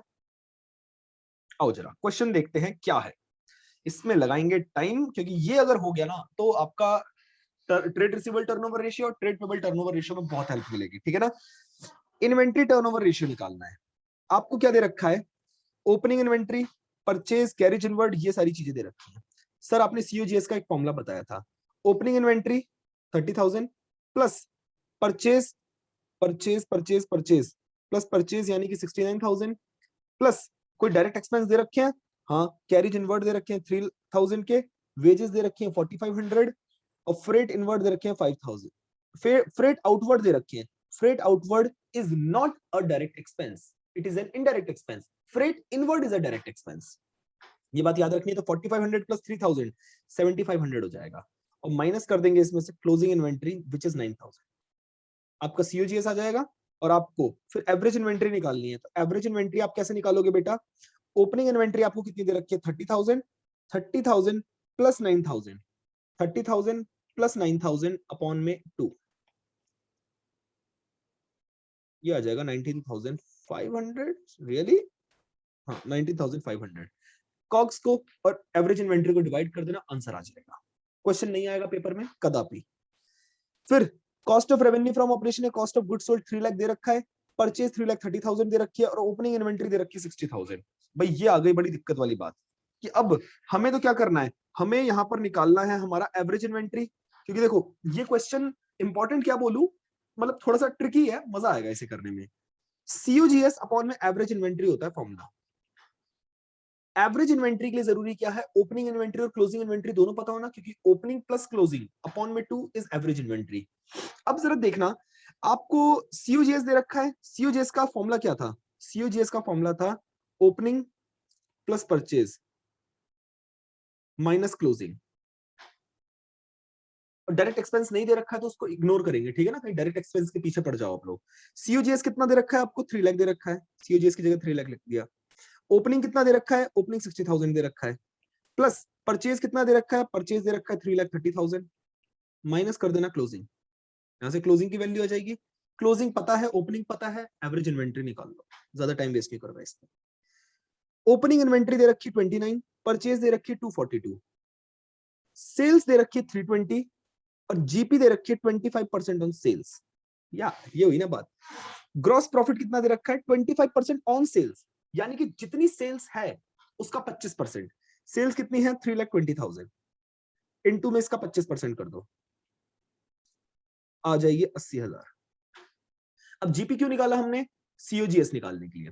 सीओजीएस का फॉर्मूला क्या है, सेल्स माइनस ग्रॉस प्रॉफिट, यानी कि 3,20,000 माइनस ग्रॉस प्रॉफिट दे रखा है 80,000। ये कितना आ जाएगा, 16,48 क्या था, 832 8 24 लाख, अरे 2,40,000 यार, हाँ 2,40,000। सीओजीएस आ गया है। एवरेज इन्वेंट्री के लिए आप ओपनिंग इन्वेंट्री दे रखी है, क्लोजिंग इन्वेंट्री आपको यार निकालनी पड़ेगी क्या यार, अब सीओजीएस है आपके पास, और क्या क्या चीजें हैं, ओपनिंग दे रखा है आपको, परचेज भी दे रखा है, क्लोजिंग निकाल लेना, जैसे अभी पिछले क्वेश्चन में बताया था, क्लोजिंग निकाल लोगे तो एवरेज इन्वेंट्री आ जाएगी। ओपनिंग इन्वेंट्री दे रखा है, क्लोजिंग इन्वेंट्री दे रखा है, सेल्स दे रखी है। अब आ जाओ जरा, ये है very very very important question, ठीक है ना। समझना समस्या क्या है। समस्या ये है मेरे भाई, वो जो मैंने बताया था ना, वो नोट मैं क्वेश्चन के साथ कराऊंगा, वो नोट ऐसे नहीं पढ़ाऊंगा, क्वेश्चन कराऊंगा फिर बताऊंगा। आपको क्वेश्चन में दे रखी है सेल्स, सेल्स कितनी दे रखी है 3 लाख, पर आपको जो ग्रॉस प्रॉफिट की रेशियो दे रखी है ना, वो क्या रखा है 25% ऑन कॉस्ट है, 25% ऑन कॉस्ट। कॉस्ट से मतलब है, कॉस्ट से इसका मतलब है कॉस्ट ऑफ गुड्स सोल्ड की बात कर रहा है ये, ठीक है ना, जितने गुड्स बिके हैं उनकी कॉस्ट। अब एक बात बताओ, 25% को आप सेल से तो मल्टीप्लाई कर नहीं सकते हो, क्योंकि कॉस्ट ऑफ गुड्स सोल्ड का 25% ग्रॉस प्रॉफिट है, सेल्स का 25% नहीं। हम क्या कर सकते हैं, हम इस 25% ऑन कॉस्ट को ना समथिंग ऑफ सेल्स में कन्वर्ट कर सकते हैं। कैसे, जरा ध्यान से समझना। 25% यानी कि 25/100, 1/4 यानी कि 1/4 ऑन कॉस्ट है। पता है क्या करो, एक नंबर बढ़ा दो, 1/4 ऑन कॉस्ट है ना, तो 1/5 ऑन सेल्स हो जाएगा। यानी कि अगर आपको जीपी रेशियो कॉस्ट की दे रखी है, but cost of good sold नहीं दिया हुआ है, सेल्स दिया हुआ है, तो आप जो जीपी रेशियो है उसको कन्वर्ट कर दो सेल्स के हिसाब से। हो सकता है कि आपको कॉस्ट दे रखी है और जीपी रेशियो आपको सेल्स के टर्म में दे रखा है, तो आप क्या करोगे, जीपी रेशियो को कॉस्ट के टर्म्स में कन्वर्ट कर दोगे। उस नोट के अंदर यही बात लिखी है। 1/5 ऑफ सेल्स हो गया या ऑन सेल्स हो गया, तो ग्रॉस प्रॉफिट कितना आ जाएगा, सेल्स दे रखी है 3 लाख की, इनटू में कर देंगे 1/5, ये आ जाएगा 60,000। जीपी हमारी कितनी आ गई है, 60,000। और जब जीपी आ जाती है ना, तो जिंदगी में खुशहाली आ जाती है। इस क्वेश्चन में फिर कोई जान ही नहीं बचती है, करके देख लेना, कुछ बचा ही नहीं है यहाँ पे। इस क्वेश्चन को इसलिए मैंने इंपॉर्टेंट मार्क किया है। फिर यार यहाँ पे आ गया ग्रॉस लॉस, सेल्स का 10% है, सेल्स 4 लाख है, 4 लाख का 10% कितना हो जाएगा 40,000। अच्छा एक बात बताना, सीओजीएस क्या था, सेल्स प्लस ग्रॉस लॉस। मैंने बताया था ना प्लस ग्रॉस लॉस, कर दोगे आंसर आ जाएगा।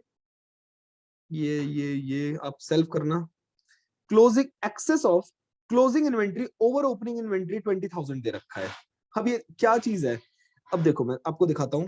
क्लोजिंग इन्वेंट्री आपको दे रखी है 60,000, देखो क्लोजिंग इन्वेंट्री आपको दे रखी है 60,000, excess of closing over opening दे रखी है 20,000, यानी कि कितना ज्यादा है क्लोजिंग इन्वेंट्री ओपनिंग से 20,000, यानी कि ओपनिंग कितनी होगी बेटा, ऑफ कोर्स सी बात है 40,000 होगी, तभी तो क्लोजिंग उससे क्या होगा 20,000 ज्यादा होगा।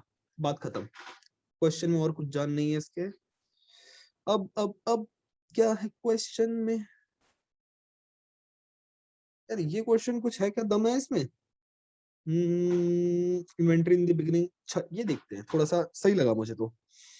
आपको क्या दे रखा है, सीओजीएस। मैंने बताया ना क्वेश्चन आसान बनाना पड़ता है पर क्वेश्चन आसान होता नहीं है। सीओजीएस दे रखा है आपको 2 लाख, इन्वेंट्री टर्नओवर रेशियो दे रखी है आपको बेटा 8, और इन्वेंट्री इन द बिगिनिंग यानी कि ओपनिंग इन्वेंट्री 1.5 टाइम्स है more than the inventory at the and, यानी कि यहां पे 1.5 times more than the inventory at the and. Calculate values of opening and closing inventory, कह रहा है कैलकुलेट कर दो value of opening and closing inventory. यानी कि देखो सबसे पहले सीओजीएस है, आईटीआर है, आप आईटीआर को यूज करके सीओजीएस अपॉन में एवरेज इन्वेंट्री का फॉर्मूला लगा, ये लिख दो पहले तो। आपका एवरेज इन्वेंट्री कितना आ जाएगा, सीओजीएस कितना था 2 लाख है, अपॉन में आईटीआर कितना आ जाएगा, ये नीचे डिवाइड आ जाएगा ना 8, ये हो जाएगा 8 एकम 8, 8 एकम 8 दूनी 16, 8 पंजे 40, या गया 25,000, यानी कि एवरेज इन्वेंट्री हमारी आ गई है 25,000, ठीक है ना। एवरेज इन्वेंट्री 25,000 आ गया है। कह रहा है inventory in the beginning is 1.5 times more than the inventory at the and. अगर देखो इन्वेंट्री एट द एंड को यानी कि क्लोजिंग इन्वेंट्री को हम लोग मान लेते हैं x, तो ओपनिंग इन्वेंट्री हमारी क्या हो जाएगी 1.5 ऑफ x हो जाएगी। बस अगर आपने ये वाली चीज कर ली है, तो अब x और 1.5x का जोड़ा दे रखा है। अब आप लोग वहां से क्या कर सकते हो, अपना इन्वेंट्री टर्नओवर रेशियो के इसमें फॉर्मूले में यहाँ पे डाल देना, या फिर इसके अंदर डाल देना। एवरेज क्या होता है, ओपनिंग प्लस क्लोजिंग अपॉन में 2 होता है, और 25,000 के है, तो आप इक्विवेलेंट कर देना, आपका आंसर आ जाएगा, x की वैल्यू आ जाएगी। That's it. इसके अंदर इतने ही क्वेश्चन मेरे को करवाने थे, ये नोट पढ़ लेना, ये नोट मैंने आप लोगों को बता रखा है, ठीक है ना। वो जो 1 अपॉन में, जैसे लेट सपोज क्वेश्चन में आपको कॉस्ट ऑफ गुड्स सोल्ड दे रखी है कितने की, 1 लाख की दे रखी है, बट जो जीपी दे रखी है, जीपी आपको दे रखी है क्या, 25, 25 बोलूं, नहीं, जीपी दे रखी है आपको 20% ऑफ सेल्स। अगर 20% ऑफ सेल्स लिखा है या सिर्फ 20% लिखा है जीपी रेशियो, तो आप समझ जाना वो 20% ऑफ सेल्स है, डिफॉल्ट केस क्या है, सेल्स है।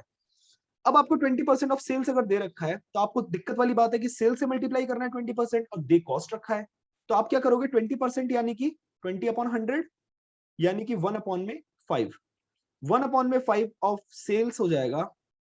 सेल्स से कॉस्ट पे जाना है तो -1, कॉस्ट से सेल्स पे जाना है तो +1, तो 1/5 ऑन सेल्स है तो 1/4 ऑफ क्या हो जाएगा, कॉस्ट हो जाएगा।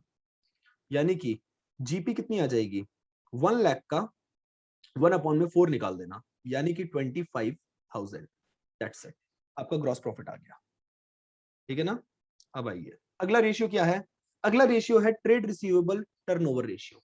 अब इसको याद करने का तरीका देखना, ट्रेड रिसीवेबल्स यानी कि डेटर और बिल्स रिसीवेबल, ये हमारे कब तैयार होते हैं, जब हम उधार पे सामान बेचते हैं, तो ऊपर क्या आ जाएगा, नेट क्रेडिट सेल्स, अपॉन में एवरेज ट्रेड रिसीवेबल्स, जिसकी टर्नओवर रेशियो निकाल रहे हो उसका नीचे एवरेज कर दो। नेट क्रेडिट सेल कैसे निकलेगी, जितनी आपको टोटल सेल दे रखी है, ऑफ कोर्स उसमें से पहले कैश सेल माइनस कर दो, टोटल सेल में से कैश सेल माइनस कर दिया, अच्छा उसके बाद कोई सेल्स रिटर्न दे रखी है तो वो भी माइनस कर दो, तो बची हुई पोर्शन आएगी वो आपकी क्रेडिट सेल्स आ जाएगी। एवरेज ट्रेड रिसीवेबल का मतलब क्या है, देखो opening trade receivable plus closing trade receivable upon में 2, और ट्रेड रिसीवेबल आपको पता है दो चीजें होती हैं, डेटर और बीआर, ठीक है ना। फिर क्वेश्चन ऑल्दो आएगा नहीं, बट अगर आ गया, डेब्ट कलेक्शन पीरियड निकालना हुआ या एवरेज कलेक्शन पीरियड निकालना हुआ, तो क्या है, जितना भी आपका ऊपर ट्रेड रिसीवेबल टर्नओवर रेशियो है, अब से मैं इसको टीआर बोलूंगा, याद रखना, TR trade receivable turnover ratio, और अगली रेशियो होगी ट्रेड पेबल टर्नओवर रेशियो, उसको टीपीटीआर बोलूंगा, ठीक है ना। तो कंफ्यूज नहीं होना, टीआर से डिवाइड कर देना 365 को, अगर नंबर ऑफ डेज के टर्म में निकालना है, नंबर ऑफ मंथ्स के टर्म में निकालना है, तो 12 अपॉन में क्या कर देना, टीआर कर देना।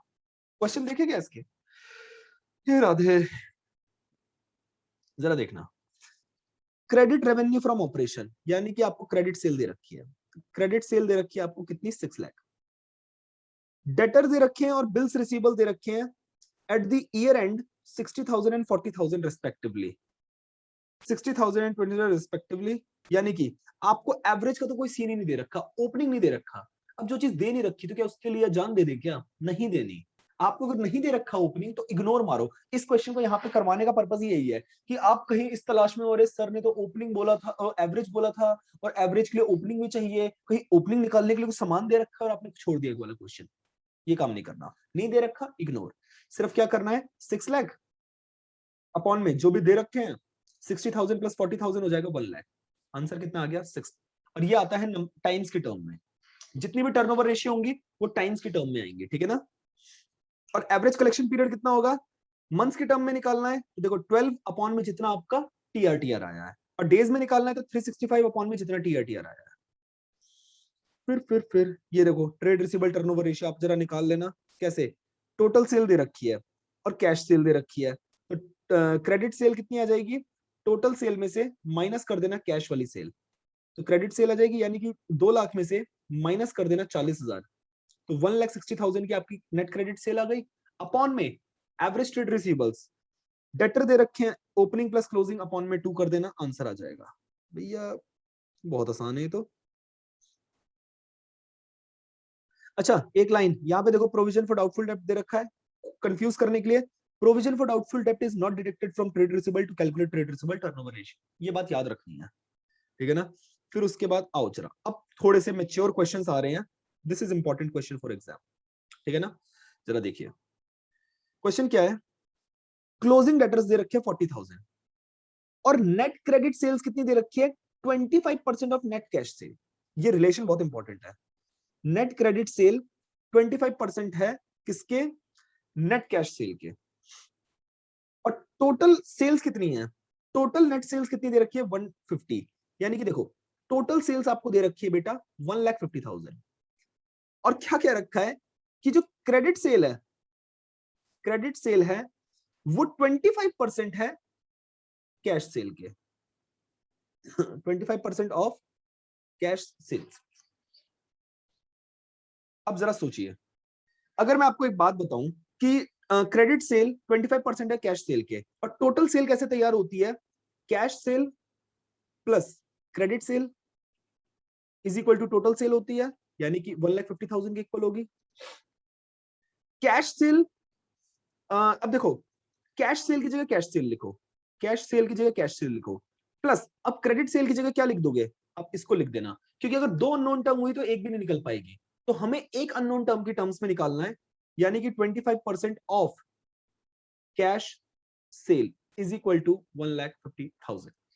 अब देखो जरा, कैश सेल प्लस 25% कितना हो जाएगा, 25% यानी कि 0.25, 1.25 हो जाएगा। इसका कोफिशिएंट 1 है, इसका 0.25 है, 1.25 of cash sale is equal to 1,50,000।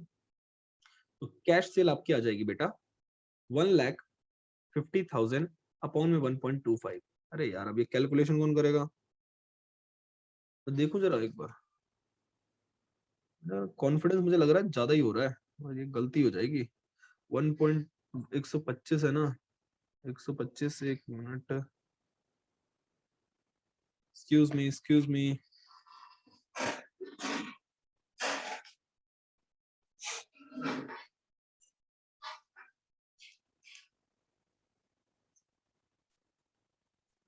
ये आ गया 1,20,000, सही है, 1,20,000। क्या हो गया मेरी कैलकुलेशन को, कैश सेल आ गई है 1,20,000, तो क्रेडिट कितनी आ जाएगी, क्रेडिट सेल तो हमारी 25% थी कैश सेल के, यानी कि कैश सेल का 25% निकाल लो, ये आ जाएगा 30,000। ये कैलकुलेशन हो जाती है, पता नहीं कैसे टीचर बन गया मैं। क्रेडिट सेल कितनी है, 30,000। अरे यार ये तो सही है भाई, तुक्का आ गया, लग गया। अब जरा देखो, ये आ गया तो फिर बचा ही क्या है, excess of closing debtor over opening debtor दे रखा है 20,000, क्लोजिंग डेटर दे रखे हैं यार, कुछ नहीं, एक्सेस ऑफ क्लोजिंग, अगर क्लोजिंग डेटर 40,000 है तो ओपनिंग डेटर कितने हो जाएंगे, 40 में से 20 माइनस कर दो तो 20 आ जाएंगे, बात खत्म। आप क्वेश्चन बाकी खुद सॉल्व करेंगे, ये वाला आपको खुद करना है, इसमें मैं ज्यादा दिमाग नहीं लगाऊंगा, बट पॉज करो, खुद करो, मैं करा रहा हूं। अब टोटल दे रखी है, देखो पहले चीजों को लिख लो, टोटल सेल दे रखी है 175, कैश दे रखी है 20% ऑफ टोटल सेल्स। अबे ये क्या कर दिया, क्रेडिट कितनी हो जाएगी, कैश सेल अगर 20% है तो क्रेडिट सेल कितनी हो जाएगी, 80% ऑफ टोटल सेल्स, तो 175 इंटू में 80%, 175 इंटू में 80%, यानी कि 1,40,000 हमारी क्या हो गई है, क्रेडिट सेल। अब जरा पर देखना क्या दे रखा है, सेल्स रिटर्न भी है आउट ऑफ क्रेडिट सेल 10,000, इसमें से सेल्स रिटर्न क्रेडिट सेल्स में से दे रखा है 10,000, यानी कि 1,30,000 हमारी नेट क्रेडिट सेल आ गई। कहाँ दे रखा है यार, ये क्या मतलब है, इन्होंने नहीं किया भाई, हमें करना है, क्योंकि लिखा है sales return out of credit sale दे रखी है 10,000 की, तो माइनस करना ही करना पड़ेगा, we have no other option, ठीक है ना। अब बाकी फिर आप निकाल सकते हैं। आसमानों पे जो खुदा है, ये क्वेश्चन यार आई डोंट थिंक कुछ इंपॉर्टेंट नहीं है इसमें ना, कुछ इंपॉर्टेंट नहीं है, ये वाला हो जाएगा। एक ये वाला देखो जरा, आपको कैश रेवेन्यू फ्रॉम ऑपरेशन दे रखा है 1/3 of credit revenue from operation, illustration 85 है ना, हाँ। Cost of revenue from operation दे रखा है 360, हाँ ठीक है। देखो कैश रेवेन्यू फ्रॉम ऑपरेशन, यानी कि पहले आसान भाषा में लिखो यार, ये लोग इतना बड़ा बड़ा लिखते हैं, cash sale is equal to 1/3 of credit sale, cash sale is equal to 1/3 of credit sale. इसको ना थोड़ा अपनी लैंग्वेज में आराम से इक्वेशन के फॉर्म में लिखो पहले। Cost of revenue from operation यानी कि सीओजीएस आपको दे रखा है 3,60,000, ठीक है। जीपी जो दे रखी है वो 25% ऑफ सेल दे रखी है। बाप रे बाप, ये क्वेश्चन है खतरनाक, इसे कर दो जरा, वेरी वेरी इंपॉर्टेंट, इसे कर लिया तो सब कर लिया। अब क्या करना है, ट्रेड रिसीवेबल बाद की बात है, अभी नहीं कर रहे उसे, 25% ऑन सेल्स है, पर यहां दे रखा है कॉस्ट ऑफ गुड सोल्ड। हम क्या करेंगे, 25% सेल्स से कॉस्ट पे जाएंगे, यानी कि -1 करेंगे। पहले 25 अपॉन में 100 करा, 25 अपॉन यानी कि 1 अपॉन में 4, 1 अपॉन में 4 ऑफ सेल्स है, तो कॉस्ट में माइनस करते हैं तो 1 अपॉन में 3 ऑफ कॉस्ट हो जाएगा। ग्रॉस प्रॉफिट कितना आ जाएगा, कॉस्ट दे रखी है 3,60,000, इसका निकालेंगे 1/3 यानी कि आ जाएगा 1,20,000। तो COGS अब देखो 1,20,000 आ गया। अब हमें क्या निकालना है, हमें तो निकालना है सेल। सेल कैसे निकलेगा, cost of goods sold plus gross profit अगर कर दें, क्योंकि COGS is equal to sales minus gross profit था, तो sales is equal to cost of goods sold plus gross profit हो जाएगा। COGS अपने को दे रखा है 3,60,000, ग्रॉस प्रॉफिट हमने निकाला है अभी 1,20,000 यानी कि 4,80,000 विल बी आवर सेल्स। अब जरा देखिए सेल्स आ गया, सेल्स आ गया, और फिर यहाँ पे इस रिलेशन को देखो कि cash sale is equal to 1/3 of credit sale है। कोई बात नहीं, सेल कैसे निकलती है, cash sale plus credit sale से आती है टोटल सेल। हमें क्रेडिट सेल निकालने के लिए इतनी जद्दोजहद कर रहे हैं और टोटल 480 के इक्वल है। देखो जहां कैश सेल है, एक सेकेंड, जहां क्रेडिट सेल है उधर क्रेडिट सेल रहने दो, और जहां कैश सेल है ना उसकी जगह क्या लिख दो, 1/3 ऑफ क्रेडिट सेल, और क्रेडिट सेल की जगह तो क्रेडिट सेल ही लिख दो, इज इक्वल टू कितना हो जाएगा 4,80,000।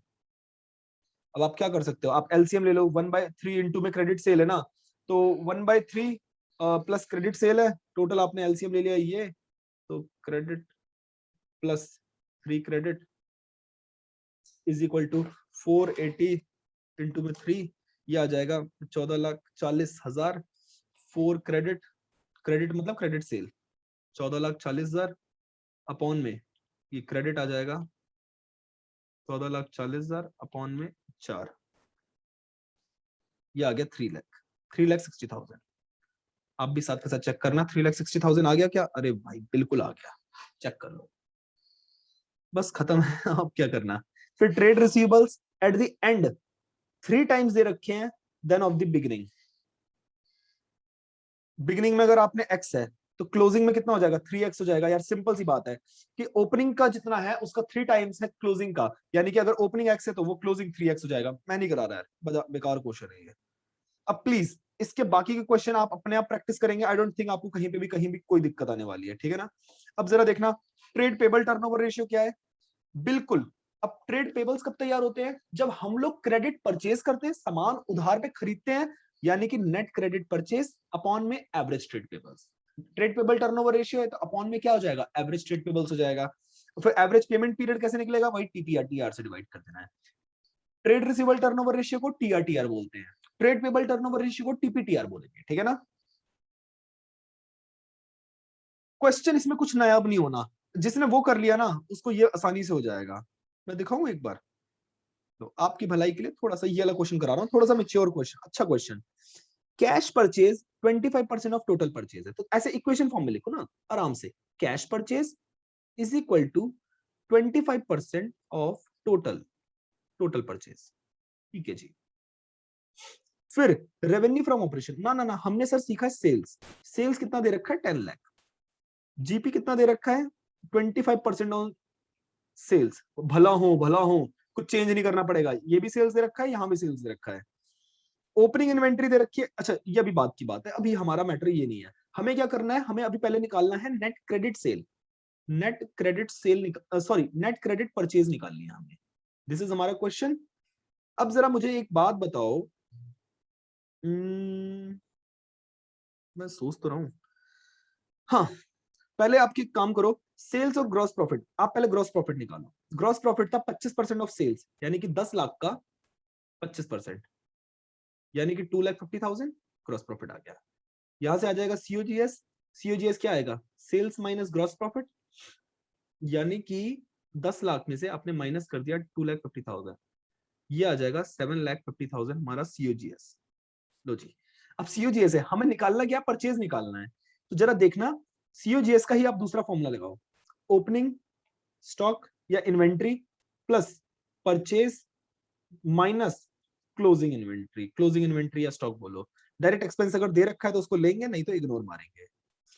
ओपनिंग इन्वेंट्री आपको कितनी दे रखी है 250, क्लोजिंग इन्वेंट्री दे रखी है 5 लाख, तो देखो सीओजीएस आया है 750, ये दे रखा है 250 ओपनिंग इन्वेंट्री, परचेज हमें निकालनी है, माइनस ये दे रखी है 5 लाख। मैं देख लो एक बार जरा चेक कर लो, 2.5 लाख, एक सेकंड, क्लोजिंग दे रखी है 2.5 लाख, और एक सेकंड, हाँ, ओपनिंग इन्वेंट्री दे रखी है 2,50,000, क्लोजिंग इन्वेंट्री 5 लाख, ठीक है। तो यहां से हमारा परचेज कितना निकल के आ जाएगा? परचेज हमारा आ जाएगा, ये आ जाएगा -2.5 लाख, ये आ जाएगा टोटल 10 लाख। बहुत सही, 10 लाख आ गया टोटल, करेक्ट कर रहा हूं ना? हाँ, 2.5 लाख। ये आई है टोटल परचेज एक तरीके से। अब टोटल परचेज से हमें क्या निकालना है? हमें क्रेडिट परचेज निकालना है। कैश परचेज अगर 25% ऑफ टोटल परचेज है, तो क्रेडिट परचेज बची हुई 75% होगा, यानी कि credit purchase is equal to 75% of total purchase, यानी कि 7,50,000। अगर ये आ गया ना, तो seriously I am proud of my self. कहाँ है यार ये? अच्छा, यही होगा यार, मतलब आंसर है नहीं इसके अंदर, आंसर यही होगा पक्का। आप सॉल्व करेंगे, आपका आ जाएगा। फिर आपको और क्या चीज निकालनी है? ट्रेड पेबल टर्नओवर रेशियो दे रखा है आपको, बहुत अच्छी बात है।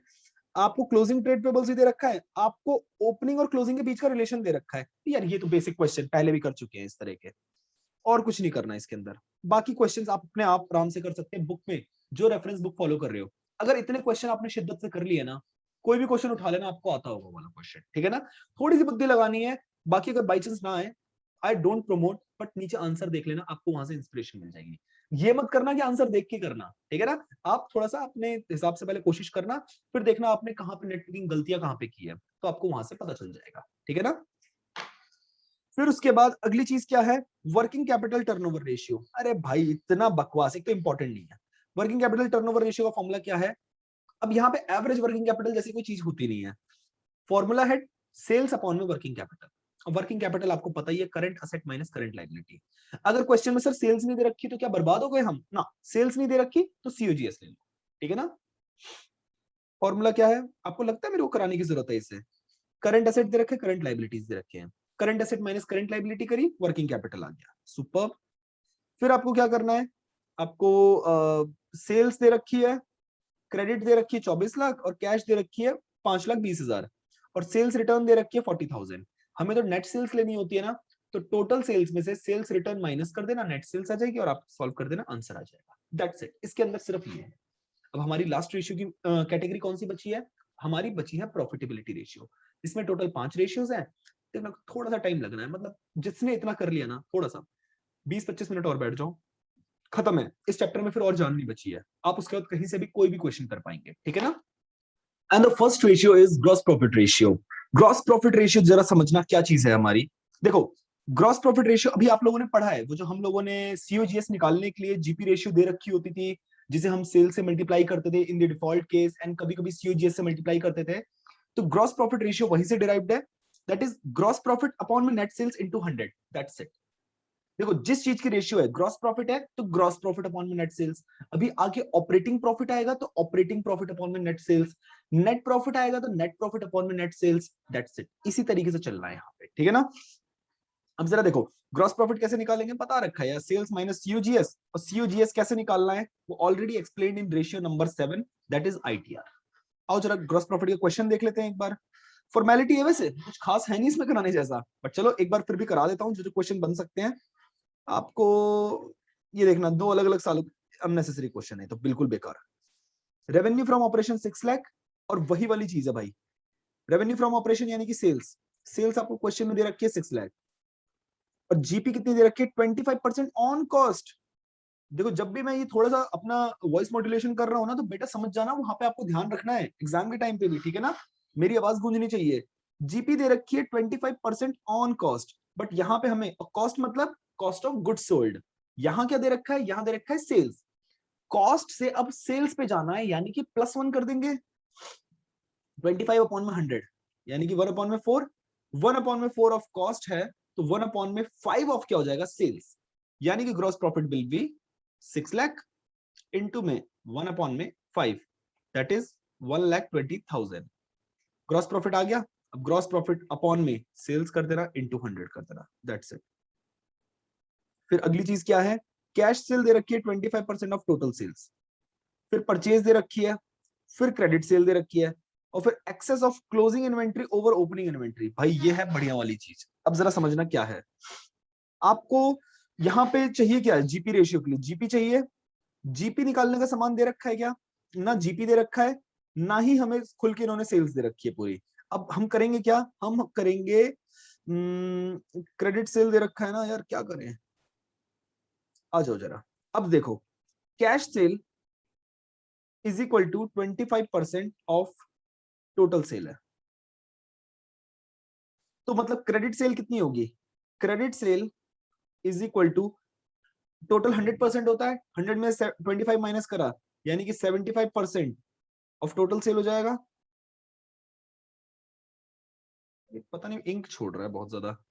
अब जरा देखना क्रेडिट सेल कितनी दे रखी है, क्रेडिट सेल हमें दे रखी है 6 लाख, तो 6 lakh is equal to 75% of total sale. अब ये 75% ऑफ मतलब मल्टीप्लाई, यहां मल्टीप्लाई में यहां जाके डिवाइड हो जाएगा, तो हमारा टोटल सेल आ जाएगा 6 लाख अपॉन में 75%। अब परसेंट का साइन अगर मैं हटाता हूं यहाँ पे, तो ऊपर 100 मल्टीप्लाई हो जाएगा, 25 3 जा 25 4 जा 3 1 जा 3 3 2 जा 6, तो ये आ जाएगा 8 lakh. That means total sale आ गई 8 लाख। 8 लाख हमारी टोटल सेल आ गई, चलो खैरियत है। अब हमें क्या निकालना है, हमें निकालना है ग्रॉस प्रॉफिट। अब ग्रॉस प्रॉफिट के लिए बेटा कोई सामान ही नहीं दे रखा, हमें कुछ दे नहीं रखा। अब हम लोग क्या करेंगे, हम सीओजीएस निकाल लेते हैं। चलो सीओजीएस क्या होता है, opening plus purchase minus closing, ठीक है ना। अब जरा देखना, एक लाइन लिखी हुई है, excess of closing inventory over opening inventory 50,000, यानी कि अगर लेट सपोज ओपनिंग एक्स है तो क्लोजिंग कितनी है, एक्स प्लस 50,000। बात समझ आ रही है, तो जरा देखना, क्लोजिंग ओपनिंग एक्स है तो क्लोजिंग कितनी हो जाएगी, एक्स प्लस 50,000, तभी वो उससे 50,000 ज्यादा होगी, क्योंकि ना ओपनिंग दे रखी है ना क्लोजिंग दे रखी है। तो COGS is equal to opening कितना है एक्स, और यहाँ पे परचेज कितना दे रखा है, परचेज हमें दे रखा है 6,90,000 माइनस एक्स प्लस 50,000, ये कितना आ जाएगा, x plus 690 minus x minus 50,000, तो ये हो जाएगा एक्स से एक्स कट गया, 690 और माइनस 50 हो जाएगा 6,40,000। सीयूजीएस आ गया 640, ग्रॉस प्रॉफिट निकल जाएगा, क्योंकि अब हमारे पास सेल्स भी है, अब हमारे पास सीयूजीएस भी है, सेल्स में से सीयूजीएस माइनस करा, ग्रॉस प्रॉफिट आ गया, तो 8 लाख माइनस 6,40,000, यानी कि 1,60,000 is equal to GP. I hope I am correct, absolutely correct, I can't be wrong, that's it. बाकी इसके बाद यार ये वाला सेल्फ असेसमेंट है, इतना डिफिकल्ट क्वेश्चन आपसे पेपर में पूछे भी नहीं जाएगा, बट हाँ प्रैक्टिस के नाते आप चाहो तो इसको कर सकते हो, ठीक है ना। देन उसके बाद अगली चीज क्या दे रखी है, ओपनिंग इन्वेंट्री 5 लाख है, क्लोजिंग इन्वेंट्री दे रखी है, very good. Inventory turnover ratio दे रखा है 8 times, selling price 25% above cost है, यानी कि सेल्स क्या है, जितनी कॉस्ट है उससे 25% ज्यादा है। अब जरा देखिए, तो यानी कि आपको ग्रॉस प्रॉफिट जो दे रखा है ना, वो आपको 25% दे रखा है, यानी कि 25% ऑफ कॉस्ट दे रखा है GP. Selling prices 25% above cost, यानी कि जितनी कॉस्ट है उसका 25% ज्यादा, तो 25% ऑन कॉस्ट है। ये चीज सिर्फ मेरे बताने लायक थी, बाकी आप इन्वेंटरी टर्नओवर रेशियो वाला फॉर्मूला यूज करके सीओजीएस निकाल लेंगे। सीओजीएस में जीपी अगर आप प्लस कर देंगे तो उससे आप लोग क्या निकाल देंगे, सेल्स निकाल लेंगे, सेल्स आ जाएगा, जीपी आपने निकाल लिया, आपका जीपी रेशियो आ जाएगा, ठीक है ना। फिर उसके बाद यार ये भी सेम टू सेम उसी तरीके से होना है, कुछ क्रिएटिव नहीं है, होता कराने के लिए मैं करा देता, बट यहाँ पे टाइम वेस्ट करने वाली बात होगी। देन आ जाओ अगला, अगला रेशियो हम लोग करते हैं, ग्रॉस प्रॉफिट रेशियो हो गई है, बारी आती है ऑपरेटिंग रेशियो की। अब जरा थोड़ा ध्यान से समझना, ये कॉम्प्लेक्स हो जाएगा, थोड़ा याद करने का ज्यादा है, मुश्किल कुछ है नहीं, सब कुछ स्ट्रेट दे रखा हुआ, ठीक है ना। ऑपरेटिंग रेशियो निकालना है, ऑपरेटिंग रेशियो का फॉर्मूला क्या है, कॉस्ट ऑफ गुड्स सोल्ड, जो आप अभी हमेशा से निकालते आ रहे हैं, उसमें ऑपरेटिंग एक्सपेंसेस प्लस कर दो। ऑपरेटिंग एक्सपेंसेस यानी कि वो एक्सपेंसेस जो बिजनेस को ऑपरेट करने के लिए जरूरी है, ठीक है ना। ऑपरेटिंग एक्सपेंसेस होते कौन से हैं भला, वो देखना। अच्छा एक चीज और, अगर मैं सीओजीएस और ऑपरेटिंग एक्सपेंसेस को प्लस कर दूं तो बेटा उसी को हम ऑपरेटिंग कॉस्ट बोलते हैं। अभी क्या चीज होती है, अभी काम आएगी आगे, ठीक है ना। सीओजीएस कैसे निकलता है ये मैंने सिखा रखा है, मुद्दा ये है कि ऑपरेटिंग एक्सपेंसेस क्या होते हैं। ऑपरेटिंग एक्सपेंसेस बेटा होते हैं हमारे एम्प्लॉय बेनिफिट एक्सपेंसेस। जिसने अगेन मेरे रिकमेंडेशन पे वो वाली वीडियो देखी, वीडियो मतलब जो बैलेंस शीट का फॉर्मेट है और statement of P and L, दो चीजें थी ना, पी एंड एल अकाउंट को statement of P and L बोलते हैं, जिसमें हमारा जो फॉर्मेट होता है उसमें expenses, employ benefit expenses, finance cost, cost of material consumed, आपका डेप्रिसिएशन एंड अमोर्टाइजेशन, ये वाले नाम दे रखे थे। प्लीज प्लीज प्लीज एक बार आप वो वाला फॉर्मेट जरूर पढ़ो, अगर नहीं पढ़ोगे बेटा ये उतना अच्छे से समझ नहीं आएगा।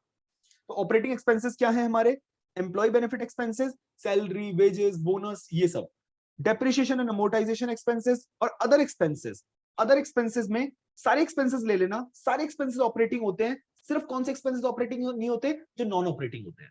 वाओ, नॉन ऑपरेटिंग एक्सपेंसेस कौन से होते हैं? नॉन ऑपरेटिंग एक्सपेंसेस मैं आपको बताऊं, नॉन ऑपरेटिंग एक्सपेंसेस की लिस्ट थोड़ी छोटी है।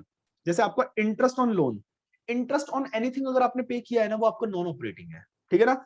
अगर आपको loss on sale of fixed asset है, loss on sale of fixed asset हुआ है, वो भी आपका क्या हो जाएगा, नॉन ऑपरेटिंग हो जाएगा। तो वो चीजें जो आपके बिजनेस से रिलेटेड नहीं है, किसी और चीज से रिलेटेड है, वो आपका नॉन ऑपरेटिंग एक्सपेंसेस हो जाता है, ठीक है ना।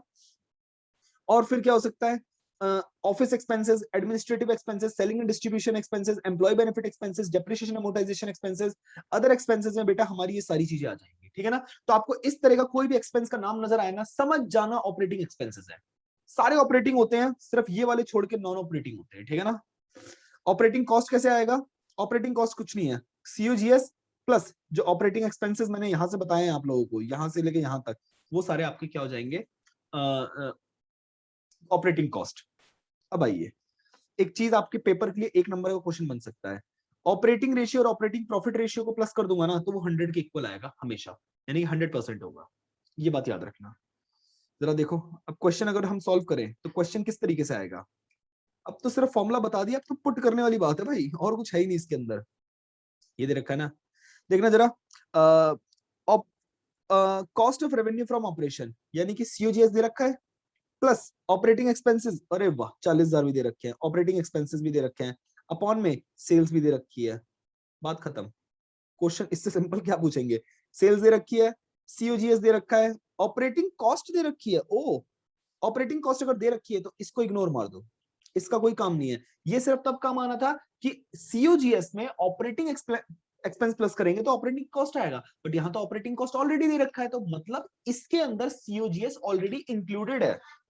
देन उसके बाद रेवेन्यू फ्रॉम ऑपरेशन, आपको सेल्स दे रखी है, आपको ग्रॉस प्रॉफिट की रेशियो दे रखी है, ग्रॉस प्रॉफिट ऑन कॉस्ट दे रखा है, आप इसे कन्वर्ट कर दोगे सेल्स में, 25% यानी कि 1/4 ऑफ कॉस्ट है, तो 1/5 ऑफ सेल्स हो जाएगा, ठीक है ना। फिर आपको सेलिंग एक्सपेंसेस दे रखे हैं, एडमिनिस्ट्रेटिव एक्सपेंस, ये दोनों एक्सपेंसेस बेटा आपके इंक्लूड होंगे ऑपरेटिंग एक्सपेंसेस में। प्लीज आप इसको सॉल्व कर लीजिएगा। देन आपका देखो अगेन यहाँ पे सेल्स दे रखी है बेटा, ये वाला चीज ग्रॉस प्रॉफिट निकालने का तरीका is very important, bar bar repeat हो रहा है। सेल्स दे रखी है, पर जो जीपी है वो 25% ऑन कॉस्ट दे रखी है, तो 25% यानी कि 25 अपॉन में 100 ऑफ कॉस्ट हो गया, यानी कि 1/4 ऑफ कॉस्ट है, तो 1/5 ऑफ सेल्स हो जाएगा।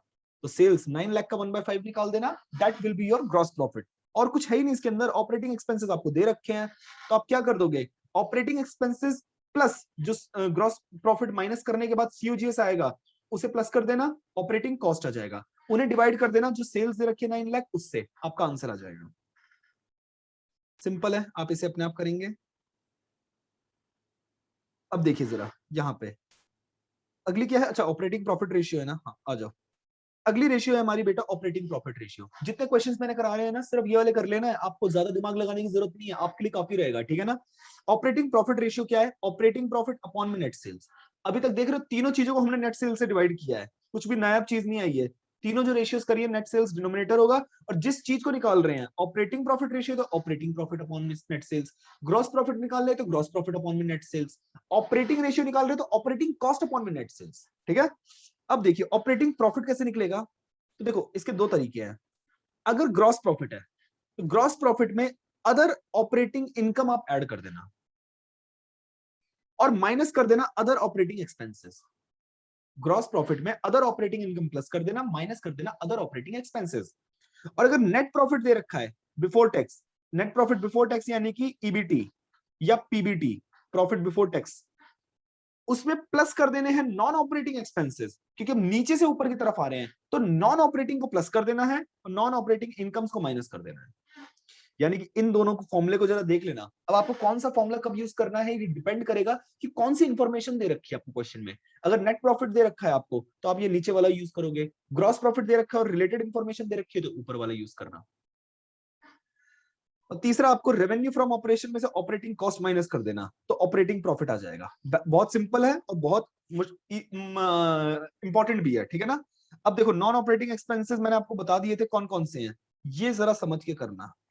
नॉन ऑपरेटिंग एक्सपेंसेस है interest on long term borrowing, loss on sale of fixed asset etcetera. Non operating income कैसे है, इंटरेस्ट ऑन इन्वेस्टमेंट, किसी इन्वेस्टमेंट से आपको इंटरेस्ट मिला है वो, या फिर gain on sale of non current asset या फिक्स्ड एसेट बोलो, ये आपके नॉन ऑपरेटिंग हो जाएंगे, ठीक है ना। आइए एक बार जरा इसको देख लें, ये वाला क्वेश्चन है, ऑपरेटिंग प्रॉफिट रेशियो है। हमें क्वेश्चन में दे क्या रखा है, नेट प्रॉफिट दे रखा है, ग्रॉस प्रॉफिट दे रखा है। यार हमें ना मुझे लग रहा है gross profit, okay gross profit के बेसिस पे करना पड़ेगा, क्योंकि और कुछ दे नहीं रखा, क्योंकि सेल्स और सीओजीएस को यूज करके हम लोग ग्रॉस प्रॉफिट तो निकाल सकते हैं। तो यहाँ पे भला क्या हो जाएगा, देखो सेल्स आप कॉस्ट ऑफ गुड्स सोल्ड, एक सेकंड रुको यार, पहले आप ना इसे एक दफा ग्रॉस प्रॉफिट निकाल लो। ग्रॉस प्रॉफिट कितना है, sales minus cost of goods sold 2440 200, 2440 200, मैं जरा देखूं 40 4799 600 माइनस 4799 600 माइनस 2440 200, 2440 200, ये आ जाएगा यार, अजीब सा है कुछ, 2359 400 ग्रॉस प्रॉफिट आ गया। ग्रॉस प्रॉफिट आ गया तो उसके बाद हम लोगों ने क्या फॉर्मूला सीखा हुआ था, gross profit excel. Gross profit अगर दे रखा है तो ग्रॉस प्रॉफिट में से, ये देखो ग्रॉस प्रॉफिट में से ऑपरेटिंग इनकम ऐड करनी है और अदर ऑपरेटिंग एक्सपेंस माइनस करने हैं।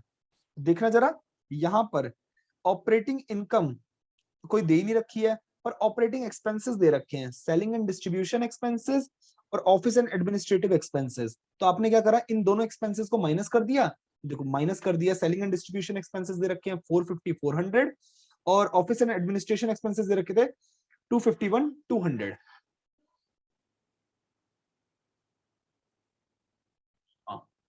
ये दे रखा है, आप यहां से ग्रॉस प्रॉफिट ऑपरेटिंग प्रॉफिट निकाल लेना, और आप इसको क्या कर दोगे, डिवाइड कर देना अपना किससे, जो सेल्स दे रखी है सेल्स से डिवाइड कर देना, आंसर आ जाएगा। फिर यार अगेन सेम चीज, सेल्स दे रखी है और जीपी 25% ऑन कॉस्ट दे रखा है, कन्वर्ट करना सीख जाओ, इंपॉर्टेंट है। इसमें अब जरा आ जाओ अगले पे, नेट प्रॉफिट रेशियो क्या है, net profit ratio easy, very easy, net profit after tax upon में नेट सेल्स इनटू में 100, ऑफ कोर्स वही चीज जो अभी तक होती आ रही है। नेट प्रॉफिट कैसे निकालना है, देखो सेल्स में से सीओजीएस माइनस करोगे तो ग्रॉस प्रॉफिट आ जाएगा, उसमें से फिर ऑपरेटिंग एक्सपेंस भी माइनस करने हैं, नॉन ऑपरेटिंग एक्सपेंस भी माइनस करने हैं, और अगर कोई नॉन ऑपरेटिंग इनकम दे रखी है वो ऐड कर देना, और लास्ट में माइनस कर देना टैक्स। यार फॉर्मूले तो याद करने पड़ेंगे, पॉज करके रट लो, एक बार रट लो इसको। नेट प्रॉफिट को इसी को निकालने का दूसरा तरीका क्या है, यानी कि न्यूमरेटर को निकालने का दूसरा तरीका क्या है, ऑपरेटिंग प्रॉफिट अगर दे रखा है क्वेश्चन में, अब आपको क्या दे रखा है, ग्रॉस प्रॉफिट नहीं दे रखा, ग्रॉस प्रॉफिट निकालने का सामान नहीं दे रखा, इनफैक्ट आपको ऑपरेटिंग प्रॉफिट दे रखा है, तो ऑपरेटिंग प्रॉफिट में ऐड कर देना नॉन ऑपरेटिंग इनकम और माइनस कर देना non operating expenses. Please please please रट लो रट लो रट लो, अच्छे से रट लो, ठीक है ना। आओ जी, अब इसके बाद क्या होगा, मैं सच बताऊं इस क्वेश्चन को कराने का मन नहीं है, आप अगर इसे ना लगाओगे ना, फॉर्मूला लगा देना, आपका आंसर आ जाएगा अपने आप से। ये देखो अब ये वही वाली बच्चों वाली चीजें दे रखी हैं कि ग्रॉस प्रॉफिट रेशियो दे रखी है 25%, 25% अगर कुछ नहीं दे रखा तो 25% ऑफ सेल्स दे रखा होता है, ठीक है ना। कैश सेल आपको 2 लाख दे रखी है, क्रेडिट सेल आपको कितनी दे रखी है, 90% ऑफ टोटल सेल। अब जरा देखना, अब टोटल सेल्स निकालते हैं, कैश सेल 2 लाख है और credit sale 90% of total sale है। क्रेडिट सेल अगर 90% है टोटल सेल के, तो कैश सेल कितनी होगी, 10% ऑफ टोटल सेल होगी, क्योंकि कैश और क्रेडिट मिला के तो टोटल सेल होती है। तो 10% ऑफ सेल्स कितनी हो गई, कैश सेल, और कैश सेल कितनी दे रखी है 2 लाख, तो यहां से टोटल सेल कितनी आ जाएगी, 2 लाख अपॉन में 10%, ये आ जाएगा 20 लाख, ये आ गई हमारी टोटल सेल। अब टोटल सेल अगर आपकी एक बार आ गई तो आप इसे ग्रॉस प्रॉफिट रेशियो से आप इसे ग्रॉस प्रॉफिट निकाल सकते हो। अब उसका ग्रॉस प्रॉफिट के बेसिस पे आपको जो करना है वो करिए, मैं आपको कुछ नहीं बताने वाला, आप लोग बाकी समझदार हैं, खुद से कर पाएंगे। देखो इसके अंदर भी gross profit minus indirect expenses and losses, और अदर इनकम अगर कोई है तो उसे ऐड कर देना। आपको यहाँ देखना एडवर्टाइजमेंट एक्सपेंसेस दे रखे हैं, इंटरेस्ट दे रखा है, इंटरेस्ट के ऊपर हमें यहाँ पे एक सेकंड, इंटरेस्ट एक सेकंड कहाँ गया, सैलरी एंड वेजेस दे रखा है, रेंट जो है वो दे रखा है, ये हमारा क्या हो जाएगा, रेंट हमारा अदर इनकम में आ जाएगा। और इनडायरेक्ट एक्सपेंसेस कितने हैं, सैलरी एंड वेजेस, ये देखो ये इनडायरेक्ट एक्सपेंस है, ये इनडायरेक्ट एक्सपेंस है और ये इनडायरेक्ट एक्सपेंस है। बस आप इनको सबको प्लस करके यहाँ पे से माइनस कर देना और आपका नेट प्रॉफिट आ जाएगा। बस बाकी ज्यादा इस क्वेश्चन में तो भाई मैं और ज्यादा आपको इन्वॉल्व नहीं होऊंगा। अब मैं लास्ट एक रेशियो आपकी करा देता हूँ, return on investment. Return on investment क्या है जरा एक बार समझ लीजिए। पहली बात, मोस्ट इंपॉर्टेंट रेशियोज में से एक है ये। इसका फॉर्मूला क्या है? कहूं मैं रिटर्न ऑन इन्वेस्टमेंट या बोलूं रिटर्न ऑन कैपिटल एम्प्लॉयमेंट, समझ जाना एक ही बात है। इसमें जरा देखना फॉर्मूला क्या है, ईबीआईटी। ईबीआईटी यानी कि earning before interest and tax upon में कैपिटल एम्प्लॉयड। कैपिटल एम्प्लॉयड क्या चीज है? अगर आप लोगों को याद हो, मैंने जब आप लोगों को बैलेंस शीट बताई थी, जरा देखना बैलेंस शीट, ये रहा। कैपिटल एम्प्लॉयड हमारा निकलता था शेयर होल्डर्स फंड और नॉन करेंट लाइबिलिटी दोनों को प्लस कर देते थे, कैपिटल एम्प्लॉयड निकल के आता था। यहाँ पे बेसिकली हमको वही वाली चीजें करनी है, ठीक है ना? तो जरा देखिए, अब इसको क्या करना है, ईबीआईटी निकालने के लिए मैंने, अगर आपको ईबीआईटी ना देके आपको अर्निंग आफ्टर टैक्स दे रखा है, तो इंटरेस्ट कवरेज रेशियो के अंदर जो हमने फॉर्मूला यूज किया था, अर्निंग आफ्टर टैक्स अपॉन में 1 minus tax rate plus interest on long term borrowing, वो वाला फॉर्मूला यूज करके आप ईबीआईटी अपना निकाल सकते हैं। तो आपको करना पड़ेगा इस तरीके से, ठीक है ना? आ जाओ प्रभु, क्वेश्चन एक बार देख लो। हाँ, आपको net profit before interest and tax यानी कि EBIT, earning before interest and tax भी बोल सकते हैं इसे, अपॉन में कैपिटल एम्प्लॉयड इनटू 100 है। पहले आपको earning before interest and tax निकालना है, तो उसके लिए जरा देखना क्या करा है। नेट प्रॉफिट बिफोर टैक्स दे रखा है क्वेश्चन में, नेट प्रॉफिट बिफोर टैक्स की रेशियो दे रखी है 24%। भाई साहब क्या बात है। आपको सेल्स कितनी दे रखी है? 9 लाख। 9 लाख को अगर मैं 24% से मल्टीप्लाई कर दूंगा तो बेटा नेट प्रॉफिट बिफोर टैक्स आ जाएगा। देखो नेट प्रॉफिट बिफोर टैक्स 216 आ गया है, और ये 216 भला कैसे आया है? ये आया है बेटा 9 लाख इंटू में 24% करके, फिर इसमें प्लस कर देंगे interest on long term borrowing, क्योंकि हमें क्या करना है, देखो नेट प्रॉफिट बिफोर टैक्स आ गया है, अर्निंग बिफोर टैक्स आ गया है, और वापस उसमें इंटरेस्ट अगर ऐड कर देंगे तो earning before interest and tax आ जाएगा। देखो सीक्वेंस क्या होता है, earning before interest and tax है, इसमें से माइनस करेंगे अगर इंटरेस्ट, तो हमारा क्या निकल के आ जाता है, अर्निंग बिफोर टैक्स आ जाता है, क्योंकि इंटरेस्ट माइनस हो गया।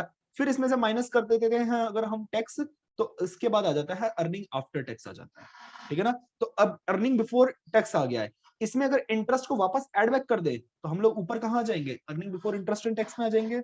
ये हमारी ईबीआईटी आ गई। अब आपको कैपिटल एम्प्लॉयड निकालना है, तो कैपिटल एम्प्लॉयड आप किस तरीके से निकालोगे यार? सिंपल सी बात है, कैपिटल एम्प्लॉयड के लिए आप अपनी वो बैलेंस शीट बना लेना। जहां आपने बैलेंस शीट बनाई और ये जो आइटम्स है यहां से आइटम को छांट के उसमें पुट कर दिया, बिलीव मी आपका आंसर आ जाएगा।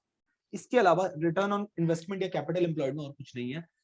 क्वेश्चंस प्रैक्टिस करने के लिए ऑफ कोर्स है, मैंने एक ही क्वेश्चन पिक किया क्योंकि बहुत सारे क्वेश्चंस है, आप उनमें से आपको सिलेक्टिव तरीके से जो भी आसान, पहली बात मुश्किल क्वेश्चन नहीं आएगा बहुत ज्यादा, बेसिक फॉर्मूला आना चाहिए और उससे रिलेटेड छोटे मोटे ट्विस्ट आ जाएंगे, ठीक है ना? और जिन लोगों का 2021 में पेपर है तो आप टेंशन इतनी ज्यादा मत लो कि सर कहीं अजीब सा out of the context question आ गया तो मैं क्या करूंगा, ऐसा नहीं होने वाला, ठीक है ना? कोरोना सबको पता है आपके साथ पूरी पूरी सिंपैथी रखी जाएगी। बस इतना ही था मेरी तरफ से। अकाउंटिंग रेशियोज में बेटा अगर आपने ये वाले क्वेश्चंस भी कर लिए हैं तो मोर देन पर्याप्त है, आप तैयार अच्छे से हो जाएंगे। But practice is very important, practice होगी तभी जाके आप बोर्ड में कॉन्फिडेंट होंगे उन क्वेश्चंस को करने के लिए। तो आई विल सजेस्ट कि आपकी बुक के अंदर जो क्वेश्चंस दे रखे हैं जितने ज्यादा हो सके प्रैक्टिस कर लो, ठीक है ना? यू स्टिल हैव टाइम, और इस चैप्टर को छोड़ना बिल्कुल नहीं है। आपका 5 से 6 नंबर का चैप्टर निश्चित तौर पे आने वाला है, और अगर कोई डाउट हो आप लोगों को कमेंट्स में पूछ लो, व्हाट्सएप का नंबर दे रखा है उस पर पूछ लो, मेरे अबाउट में है। और अगर इस वीडियो को ज्यादा से ज्यादा शेयर करो अपने दोस्तों से, जो भी लोग डरते हैं अकाउंटिंग रेशियो से स्पेशली, और चैनल को खुद सब्सक्राइब कर लो, आपका सपोर्ट मेरे लिए बहुत जरूरी है। Thank you so much guys, have a wonderful day.